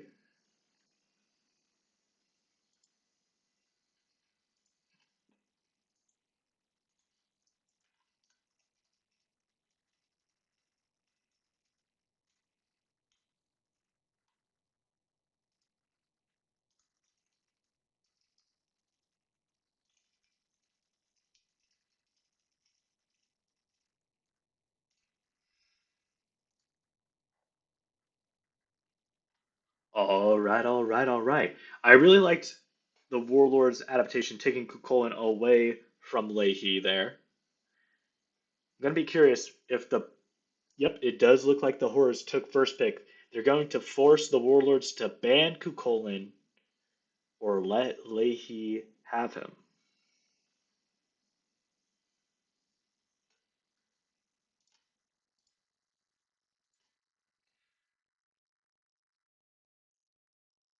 Yo, yo, yo. Game three, tied up 1-1. Both games pretty solidly going the way of the team that ended up winning them. No comebacks really so far. And another Kuzenbo ban. If this third ban isn't a Cuchulainn, I want the horse to first pick Cuchulainn. Absolutely, every time here.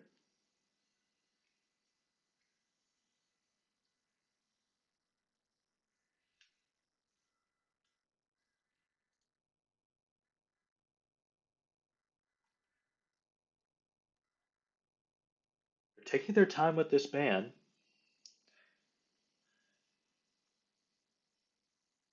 Bank time going pretty low here. I do like the Terra ban a lot. I never want to see that Shizu Terra ever again. Are these clans? You mean like teams? These are teams. This is a set.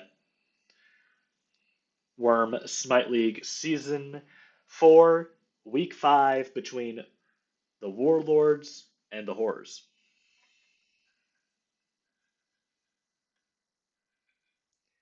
Currently tied up 1-1 in a best of three. Horrors won game one, Warlords won game two. And that is an Ao Kuang ban. Okay, I like that. But this leaves Cuchulainn, so I would really like to see the Horrors pick Cuchulainn for Leahy here. That has been by far his most comfortable pick. That Wukong was not able to lane against Kuma.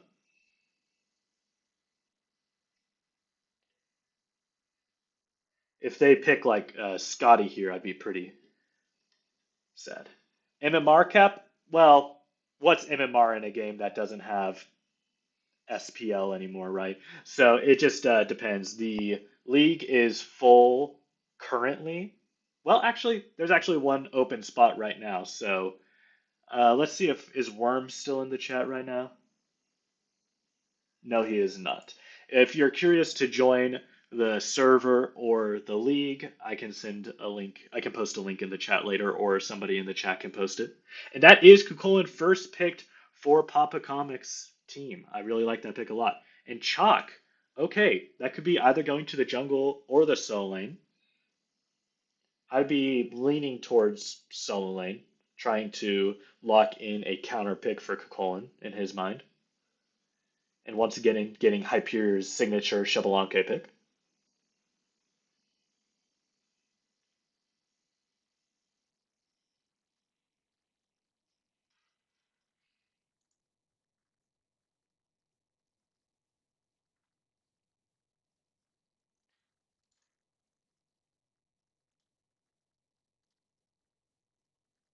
Here's the link to the league server.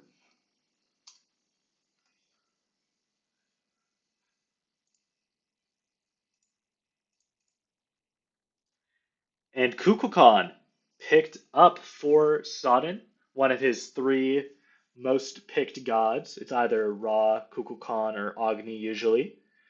That's what his team is used to playing with. And that is a different pick than normal. Scotty was not banned or taken by the enemy team, but going for Medusa instead, though. Probably tired of trying to hit Scotty ults on a Xbalanque who can simply dash away from them, and instead going for Medusa who can have some very impactful ults. But this just means that, okay, they did not have enough bans to ban Hebo, so they're going to pick it themselves. Interesting.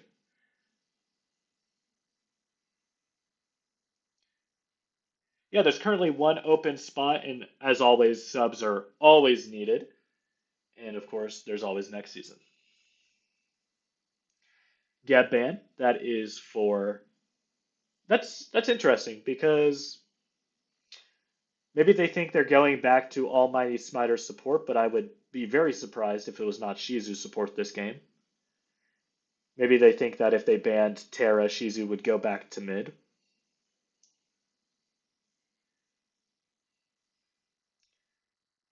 But who knows?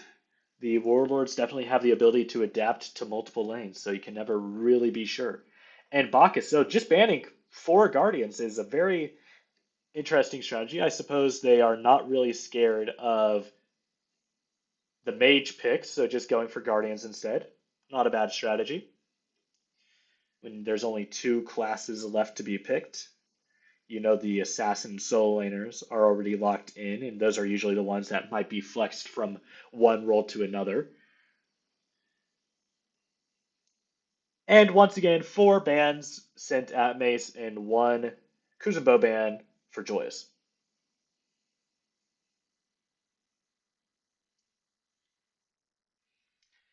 Yeah, Kukulkan would be the best god in the game if his health bar was twice as big and he had Aegis all the time. His damage output is fantastic, but when you're playing in leagues like this where often the most impactful player is an enemy jungler who likes to W key you and get your relics down every 10 seconds, it's a pretty difficult god to play, especially if I see a Hebo on the table. And this is exactly what I was hoping to see. Joyous's Yamoja, probably my favorite god that he plays, as well as Erlong, once again going back to the well of the assassin, well, jungler, sorry, that Mace played in game one. That's what worked for them game one. It didn't get banned this time. Going back to it. And Cabrakan pickup. Okay, this is interesting. Support Cabrakan? Support Cabrakan. All right. Yeah, Cabrakan support. You heard it here, folks. It'd be like that. He just had a very amazing Terra support game, so he's probably feeling himself and feeling like he can play whatever he wants in this role.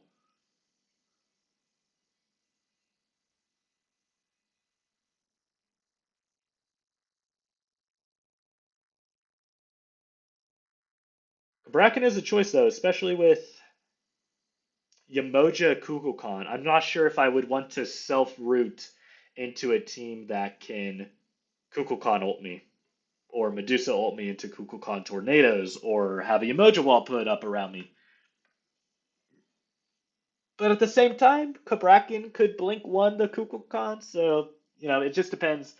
Matchups are one thing. Whoever gets the better start in the game kind of dictates how the matchup works sometimes. Matchup advantages only take you so far if the other guy has three levels on you.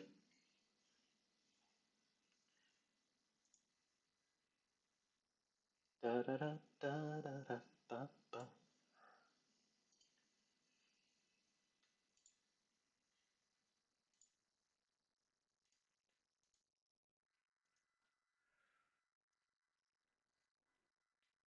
All right, all right, all right. Low delay spectator mode not turned on, but we're going to see what happens. Yeah, that's going to be the thing. However, I'm not sure if Erlong is going to be positioned close enough to Kabrakin to get caught by those stuns, right? I think that it could be a very impactful pick because it's basically just I don't know, but if you're trying to shut down an Erlong, I just think there's better picks for that. If the thing you're pointing towards Kabrakin viability and support is shutting down this Erlong, I would simply go, there's better gods to shut down Erlong. But everybody's comfortable on a different set of gods, and some people really like to do damage.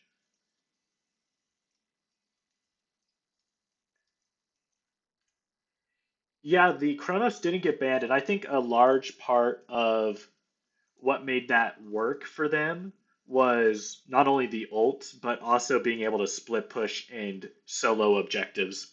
I think that allowed Zen to do a lot. He got that dual lane Phoenix, which allowed fire minions to push in during those fire giant fights and force people to back. So I think that Chronos jungle did a lot in those games. So I'm kind of surprised it didn't get picked a second time. And somebody probably didn't switch characters, maybe? I'm hoping that's a somebody didn't. Okay, I'm guessing somebody's God switch didn't happen and they're remaking the lobby. Because I don't know if I've ever seen a team surrender a game three after winning game two. So we're gonna restart this and see what happens. That would be a first.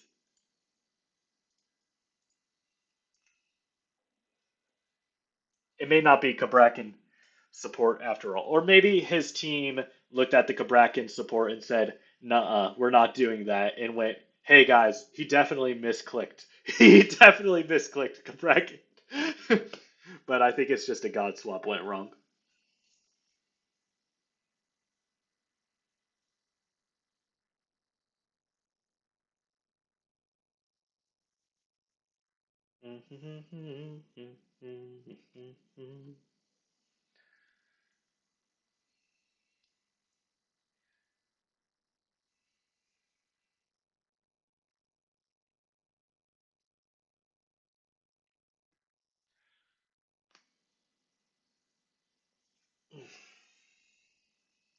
Unfortunately, low delay spectator mode is turned off, so it's going to take us a minute.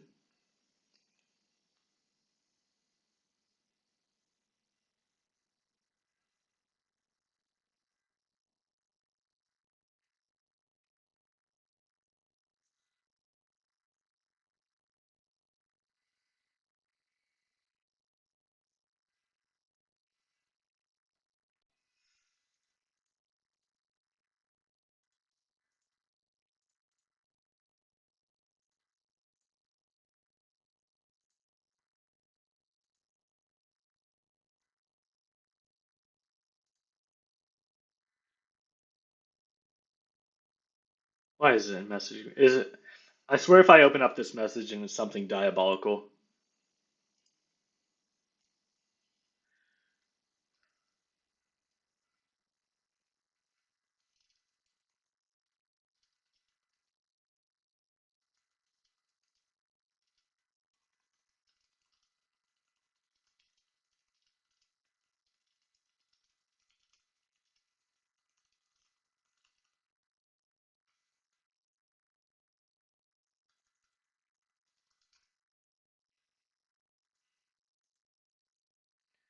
we're gonna find out.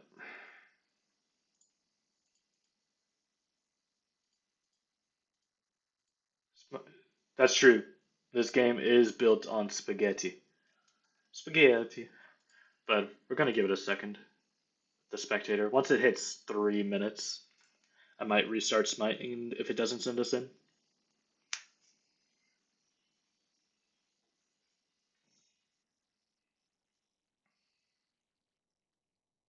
Yep, see, that was fine. And looking at the characters,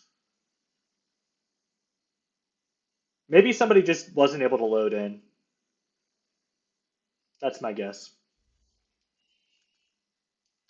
No problemo. We're gonna get started here.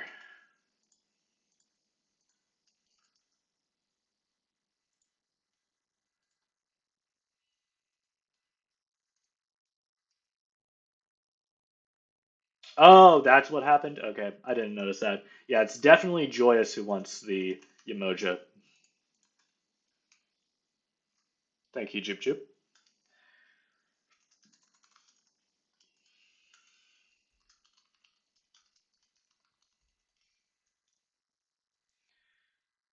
Gonna wait for them to get everybody in here before I.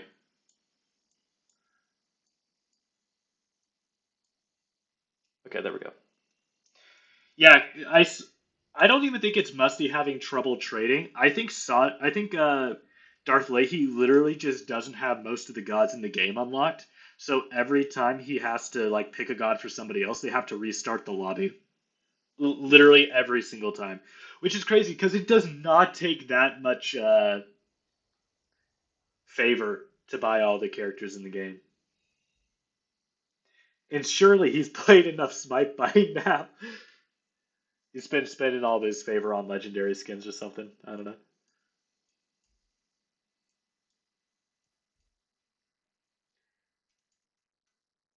I don't know. I never got the God Pack, and I never had an issue with having enough characters.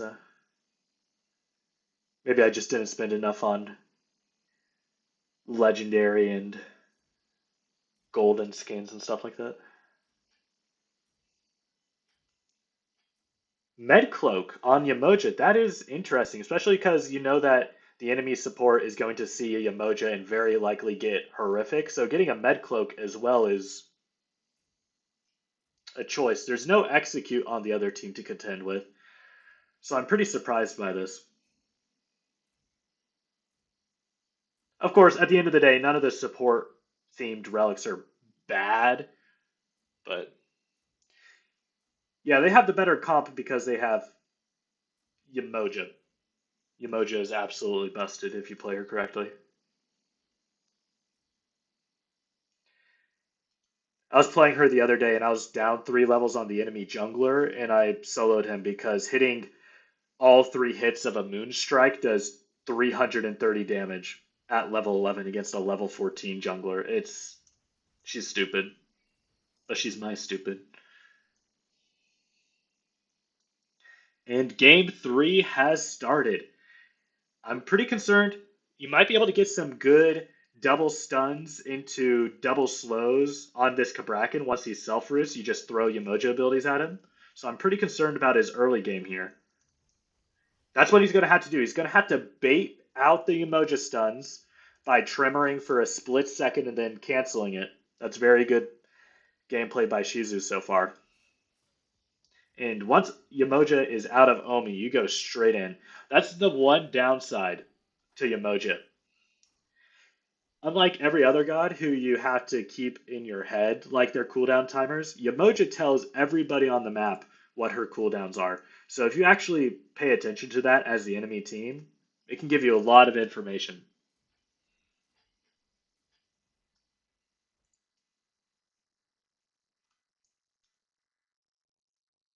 I'm not sure if Erling. Agni's already level 3. That is the Hebo knockup used. Erlang going in, getting a lot of damage. The Rue comes out. Sodden sneezes all over Zen and gets the tornado on Agni. And this is going to be a very early double kill for the Horrors, getting first and second blood in the mid lane. Oh, who let them get a taunt and a tornado on the same team? Who let them cook? That was nasty. I did not expect a level 2 Urlong to be able to walk into 2 of them like that. Umoja's got like 3 Omi here. Ooh, misses the one. That's misses both of the ones. That's a very rare miss for Joyous there on a comfort pick for him. Yeah, Kukulkan players usually miss a lot of their sneezes, so when you run into one that actually lands them consistently, it's a whole different ballgame. Already a good start here for the Horrors. Got to spread the love around though.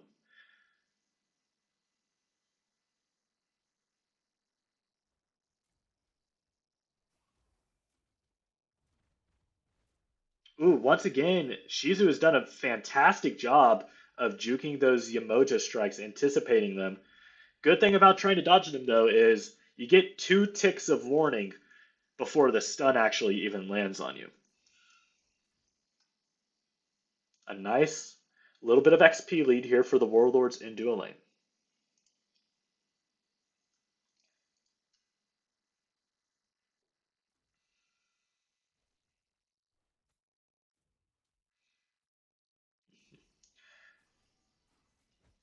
If the Cabrakan is only trying to dodge Yamoja abilities, I think he's going to be able to dodge pretty much every single one of them. They're not the fastest abilities.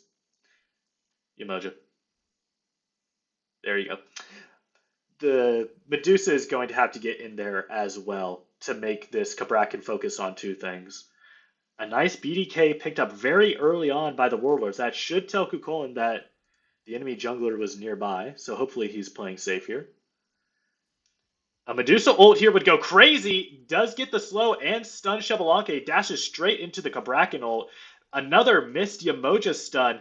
But that's not going to miss. A full ult comes out. This is good. Another... Man, that was a miss just to make sure Papa Comics got the last hit. That was just to make sure Papa got the last hit. That was solid support gameplay. Unselfish support there. I wouldn't have done that. I would have absolutely taken the kill as Kukulin uses ult to get a little bit of separation from the chalk here and back off. A 3-0 start for the Horrors as they already amass about a 700 gold lead here at the 4-minute mark. But that's not a ton. You have to build upon that. As we see Erlang once again looking at this mid lane. I I kind of like the Erlang matchup into a Hebo and Agni. If he can cancel those Agni dashes with his ult, Agni is up a creek without a paddle. Speaking of, ooh, decides not to do it there. Going after the minions instead. That could have been dangerous.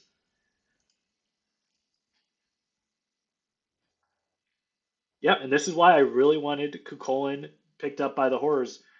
Leahy back in the game and able to play it.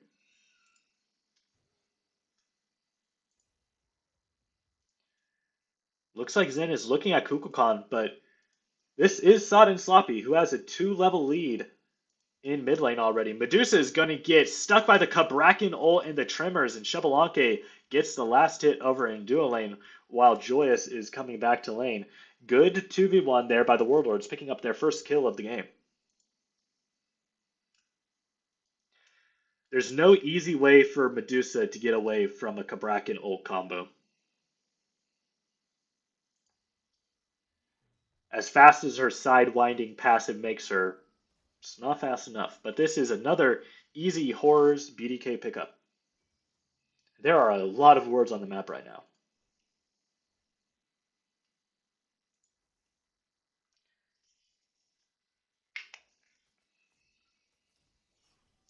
You see 7 wards in the hands of the Warlords right now, so you know that BDKs are extremely valuable. Erlang going after Hebo, uses the ult, taunts it back in, brings it down to half health, gets knocked up. Here comes Hebo ult. Will it be enough? The Xbalanque giving them blindness, and Hebo is able to blink away. There are now 3 members, no BDK to go to. Enemy red buff already picked up, by the Warlords, so nothing really to go after they're not able to get Zen there. But they do get ult and blink.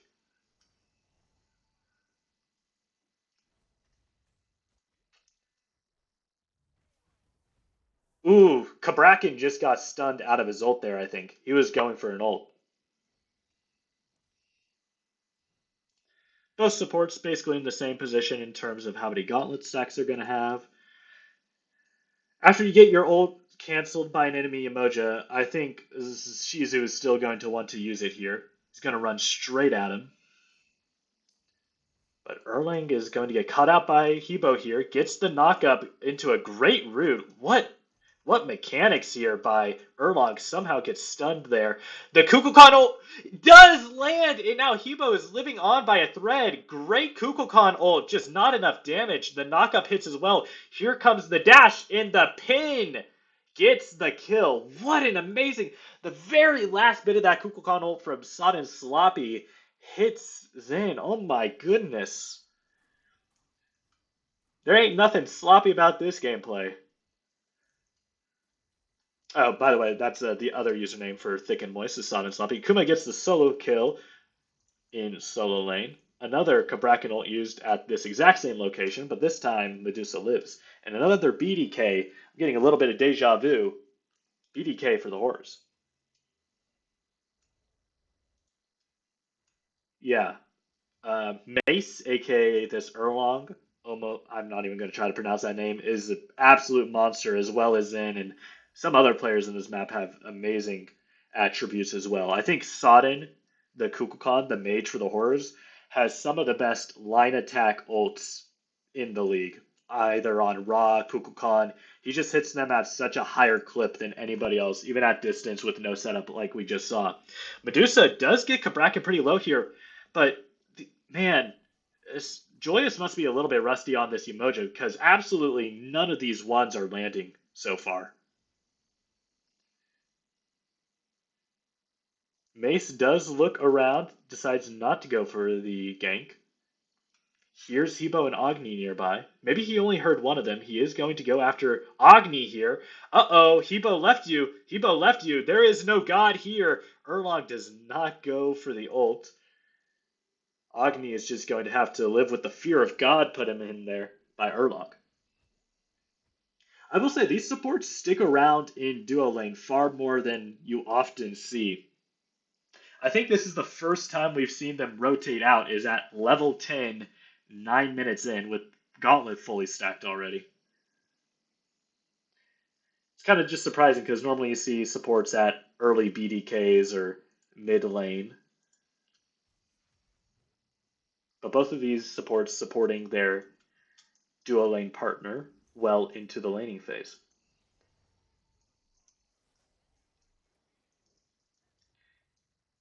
Huge cringe gank. I do not think Kukulkan's getting out of this one, and Urlog does not want any of this. Not a single bit. Another pause here. I'm just gonna try to skip through it. Oh, Darth Leahy DC'd. Unfortunate. Extra reason why he couldn't survive that gank. It's definitely not a rage quit, though. I've seen Darth Leahy get ganked 18 times in a game, and he has the mental of like Doctor Who. Like this guy is absolutely insane. You cannot gank him enough to make him mad. I love Leahy so much. As we see 4-3 in the kill department, only a little bit of a gold lead now after all these fights. XP looking like a seismograph. This is going to be down to whoever gets these first gold furies, I think.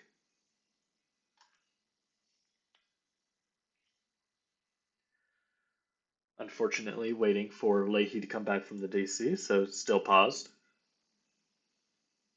I think he just got back, so we should be unpausing soon.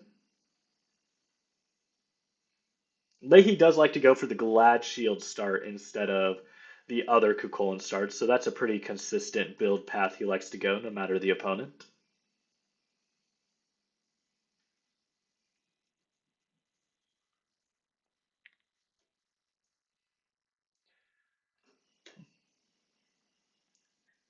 This channel mainly does Smite casts of this league, the Worm Smite League, as well as Fire Emblem Let's Plays. Those are basically the only thing I use this Twitch channel for.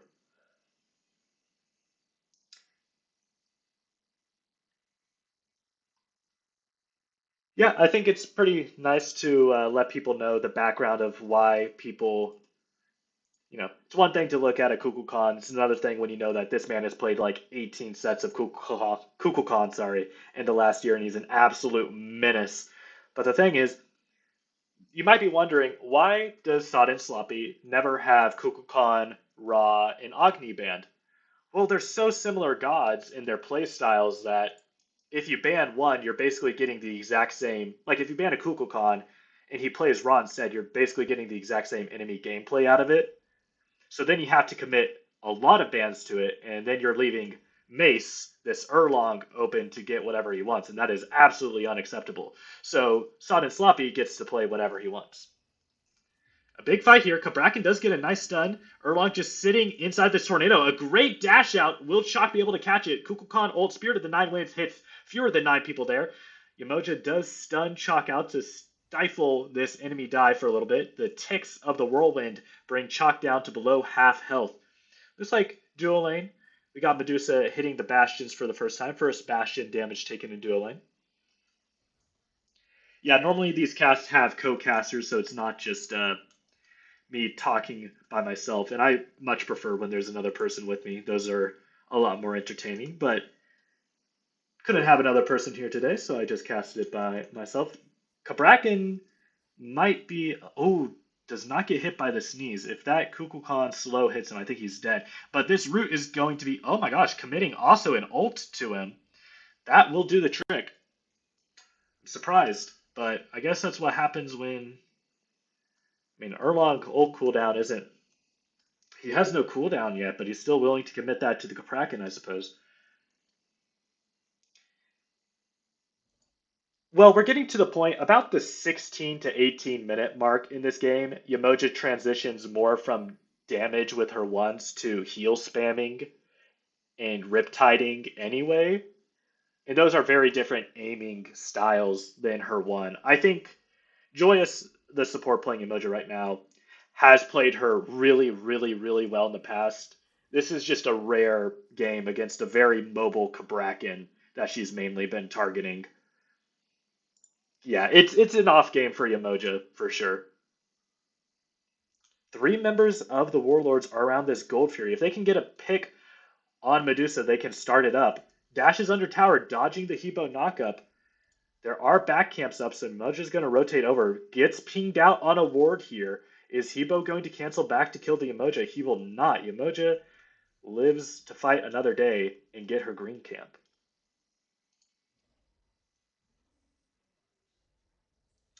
Yeah, Kabrakan gets pretty speedy. I can't remember what the exact stat is. Another BDK called out here by the horrors. Let me just go to him. He gets, depending on how many levels in it, right now he gets 25% movement speed increase from hitting that. It's a lot of movement. Chalk is going to zone out the Kabrakan. Oh my gosh, nice Chalk. He does get the Erlong. Erlong is in very big trouble here. Kukulin is not able to hit the knockup. Almighty Smiter gets the shutdown onto Mace here, and Kukulin will fall as well. Good, putting it into the bouncy house by Zen there, and that is just what the Warlords needed to get a slight gold lead in this game. Yeah, that is a lot of movement. That is a ton of movement, and especially that's on top of War Flag as well. So not being able to hit a Kabrakan with Yamoja ones who, let's just say, are pretty slow to hit abilities in the first place is not exactly surprising. She just maybe needs to focus on other targets for now. Medusa does get stunned out. They're going to drop this Gold Fury and chase her down. The axe does not land. Dodges the bomb as well. Gold Fury gets picked up again here. That is going to be Gold Fury for the Warlords, the first one of the game here, right before 14 minutes. Big taunt by Erlong Shin. When did he get here? Nice Yamoja ult straight into the Spirit of the Nine whiz. That's 2 kills for the Warlords, and they might be going after more, pinging out the Chuck. He does have his axe over the wall. He goes to it. He does get spotted out, and Sodden's going to at least get the green and purple camp here. So they give up the Gold Fury, but they do get 2 kills for it. Yeah, that is the beauty of Yamoja ult. They're going to be running in one direction. Yeah, you don't have to land as great as Yamoja pressure from landing like the stun into the slow combos can be. You could play a Yamoja game, not use her one a single time, and be a GM caliber player on her. Like it's the Riptides, the healing, and the ults that are the most important. Kukulin a little bit at half health already. The dash does not land, but there's the immunes all that CC with a knockup. Does not have enough rage to transform and get that extra sustain ability and gets taken down by Zen. That is a good pick for the Warlords here. No objectives to really push off of that, so the Horrors are going to have to do all their back camps. I think every single back camp is up for the Horrors right now. They need to get this far before the Warlords do. I think Yamoja's going to get Kabrakan ulted. No? Decides not to. Uh-oh. Nice knock up onto Chalk. Does not get. Oh, does get hit by the tornado. Double taunt. No follow up though. The Cuckoo ult not fast enough. Emoji ult does prevent Kabrakan from engaging further on that side of the fight, but just a few seconds difference in a couple abilities there. Cuckoo ult is not as instantaneous as a raw ult. Gets the knockup. That's Aegis. That's the entire combo. Hebo ult is down. Gets taken out by the tower. Joyous gets the kill though. Here comes Kukulin. Kukulin does not have knockup here, but he can still get straight into their face. Erlong dash and pin. Kabrakan gets hit by the spit. He's going to be a little bit slower, so instead of plus 50% speed, only plus 30 after all that. And Papa Comics gets his second kill of the game. I like this Medusa pick into this team a lot. I really like the Medusa pick. The Scotty was just not able to hit Shabalanke with the Scotty ults in this set. And the Medusa is just able to have so much impact with the cone abilities that she has from a safe distance. I gotta say, Papa Comics has been so much more confident in invading enemy camps, and I think maybe I just haven't been watching Papa Comics in between fights most games, but he's been up and down. He is not scared of this left side of the enemy map.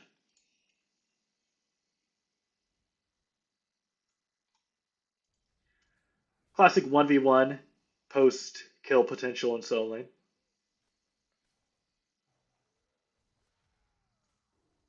Beacon fight is coming up. Beacons are the last place you want to be when the other team has the Emoja. She has to place it at an angle to actually keep them there, though. Yep, that's a good spot. That's the perfect spot. Here comes the Erlong taunt. Where's the Cuckoo ult? Does not land. Hebo gets out with his ult. The first two steps of that combo went perfect. The Cuckoo did not have the angle, though, because he had to come from a safe direction. And Yamoja is going to get absolutely obliterated by the Warlords. Kukolin's going in, zoning them off. Chalk is the only one caught out here, but it's a Chalk, so he can just teleport to his axe.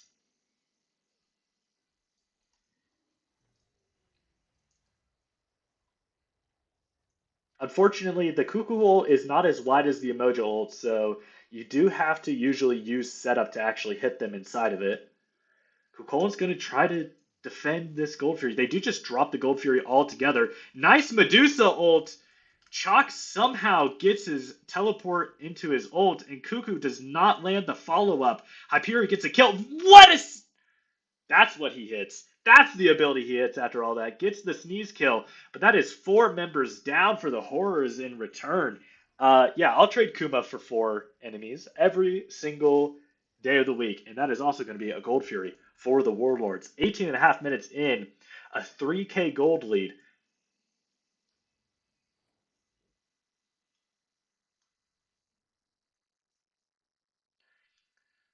Low-key, maybe like a horrific, not only just for the anti-heal, but also just to slow them down a little bit to set up some of these combos would have been nice.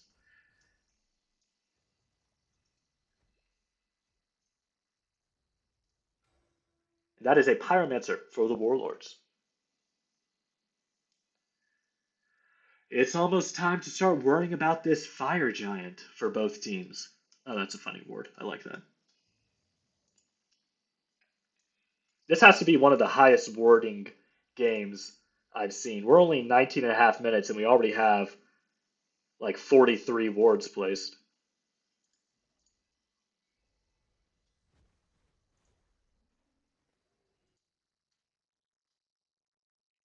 Erlong's looking for picks. He has been out farmed by Zen pretty consistently in these games, at least in XP. He's still been able to be insanely impactful though, but he's been putting himself behind in these 1v1s just about every time. This is a no longer a 1v1. Oh my goodness.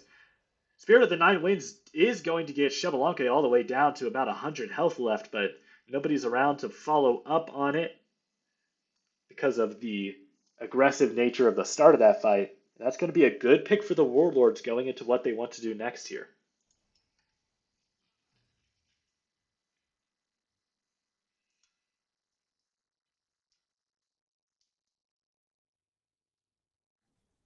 These minions love chalk.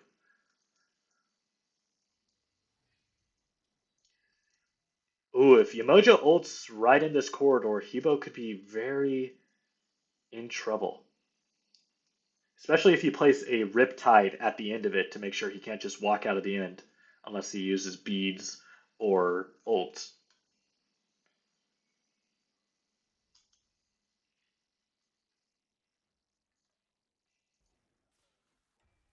Ooh, the immunity, the pre-beads from Xbalanque into that Medusa ult. Very good job from Hyperior there, but now you don't have beads for an Erlong. The 1v1 going around.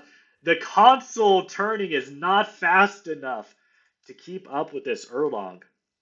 But it was still very close just because this is a level 19 rage stacked Erlong. Sorry, Xbalanque, so Erlong had trouble with that. That was almost a double kill for Hyperior there.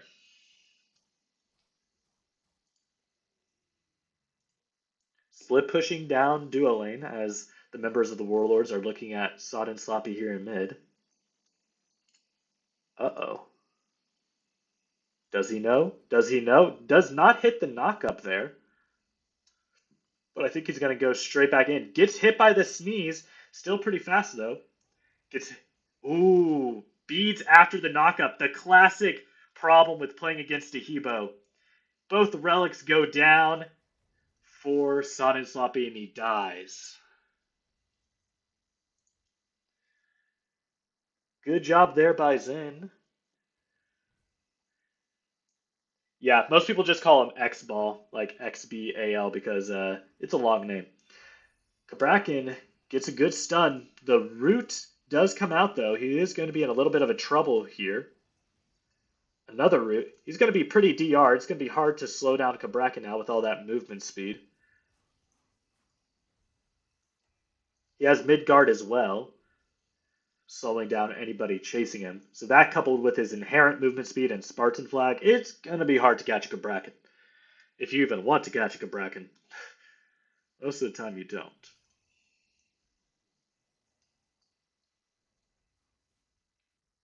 Fight around the Gold Fury. Beacon is up as well. It is Oni. This is going to be a pretty big fight. There is only about a 3k gold lead here for the Warlords. This could still go either way. Game 3 of this set. Cole's going to sit on this beacon, but that's just going to invite the welcoming party here by the Warlords. He has no backup. I don't think the Warlords know he has no backup, but they're going in now. Yamoja's not here yet, so they can't really fight. Medusa getting taken down to half health has to disengage. That's going to be a free beacon for the Warlords, and they're also going to be able to go straight from there to this Oni Fury.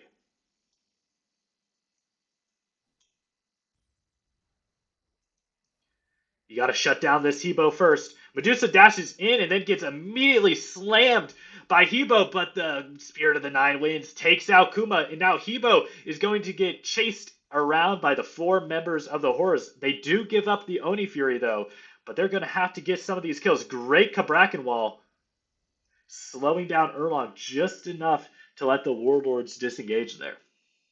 It's like Ymir, but green.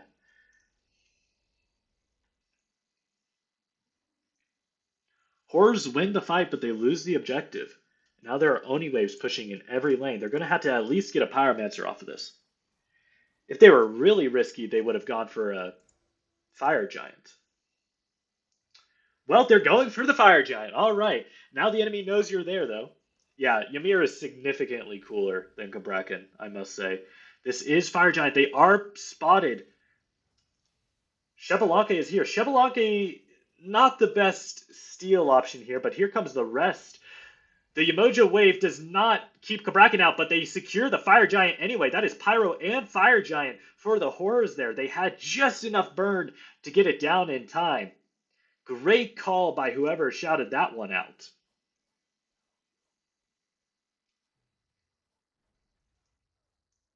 Yeah, Hebo is either an 85,000 damage god or...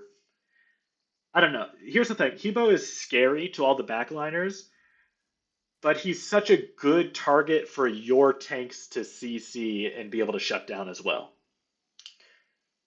I would much rather try to shut down an enemy Hebo than shut down an enemy Loki, Ao Kuang, Lancelot, something like that. Even though Hebo has... Well, we haven't seen the late game Hebo yet, so that's going to be something, let me tell you. All right, with all this pressure, no Pyro Bombs, though. What are the Horrors going to do? They're going to go straight after Kabrakin here. Medusa dashes in, immediately gets knocked up and ulted. Papa Comics dashing straight into his demise there. Uh-oh. Kukulkan spots the Hebo. Blinks straight into him. Oh no, both relics down for Kukulkan. The ult comes out, hits nobody. This is disaster for the Horrors. Disaster, I say. They do take down nobody. Xbalanque gets out. Oh my goodness. What a fight for the Warlords. The enemy got Fire Giant, but it was just a lose a team fight buff. Xbalanque is healing up. Xbalanque heals through all that Crimson Claw reigns supreme, and that is a deicide for the Warlords, and that might be very, very bad for the Horrors. I can't believe I'm saying this. Shebelanke is top damage in this game. What a time to be alive. That lifesteal just enough to keep the Kukulin. The Kukulin with not a ton of power really. And only one up is going to be Papa Comics right now. No ult either. There's the chuckle. Here comes Kukulkan. No ult as well. It gets immediately walled off. The tornadoes are ticking, but the Titan is low, immediately erasing Almighty Smiter. But that is game 3 for the Warlords as they win the set. What a clutch fight for the Warlords. They give up the Fire Giant and win anyway. Papa Comics just dashed to his own demise, and then Kukulkan tried to catch Hebo off guard, but Hebo just turned and deleted him off the map. Amazing team fight at the end there for the Warlords. They got that last fight just handed to them in a gift box wrapped with a little bow on top with that Medusa dash.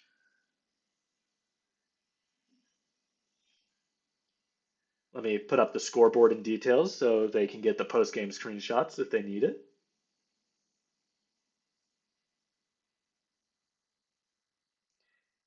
I really liked the Medusa early on, but you never dash in like that when there's 5 members of the enemy team still up. Ever. Ever, ever, ever. I don't think you ever dash at all with 5 members of the enemy team still up. But man, what a game for all of these members. What a set. Just back and forth. Went all the way, the Horrors went all the way to the Warlords game 2, and then that one was pretty even back and forth. Amazing set. Thank you all for watching. That was the Week 5 matchup between the Celtic Warlords, who now improved to, I think, 5-1 on the season, as the Horrors fall to 2-3 in the Worm Smite League.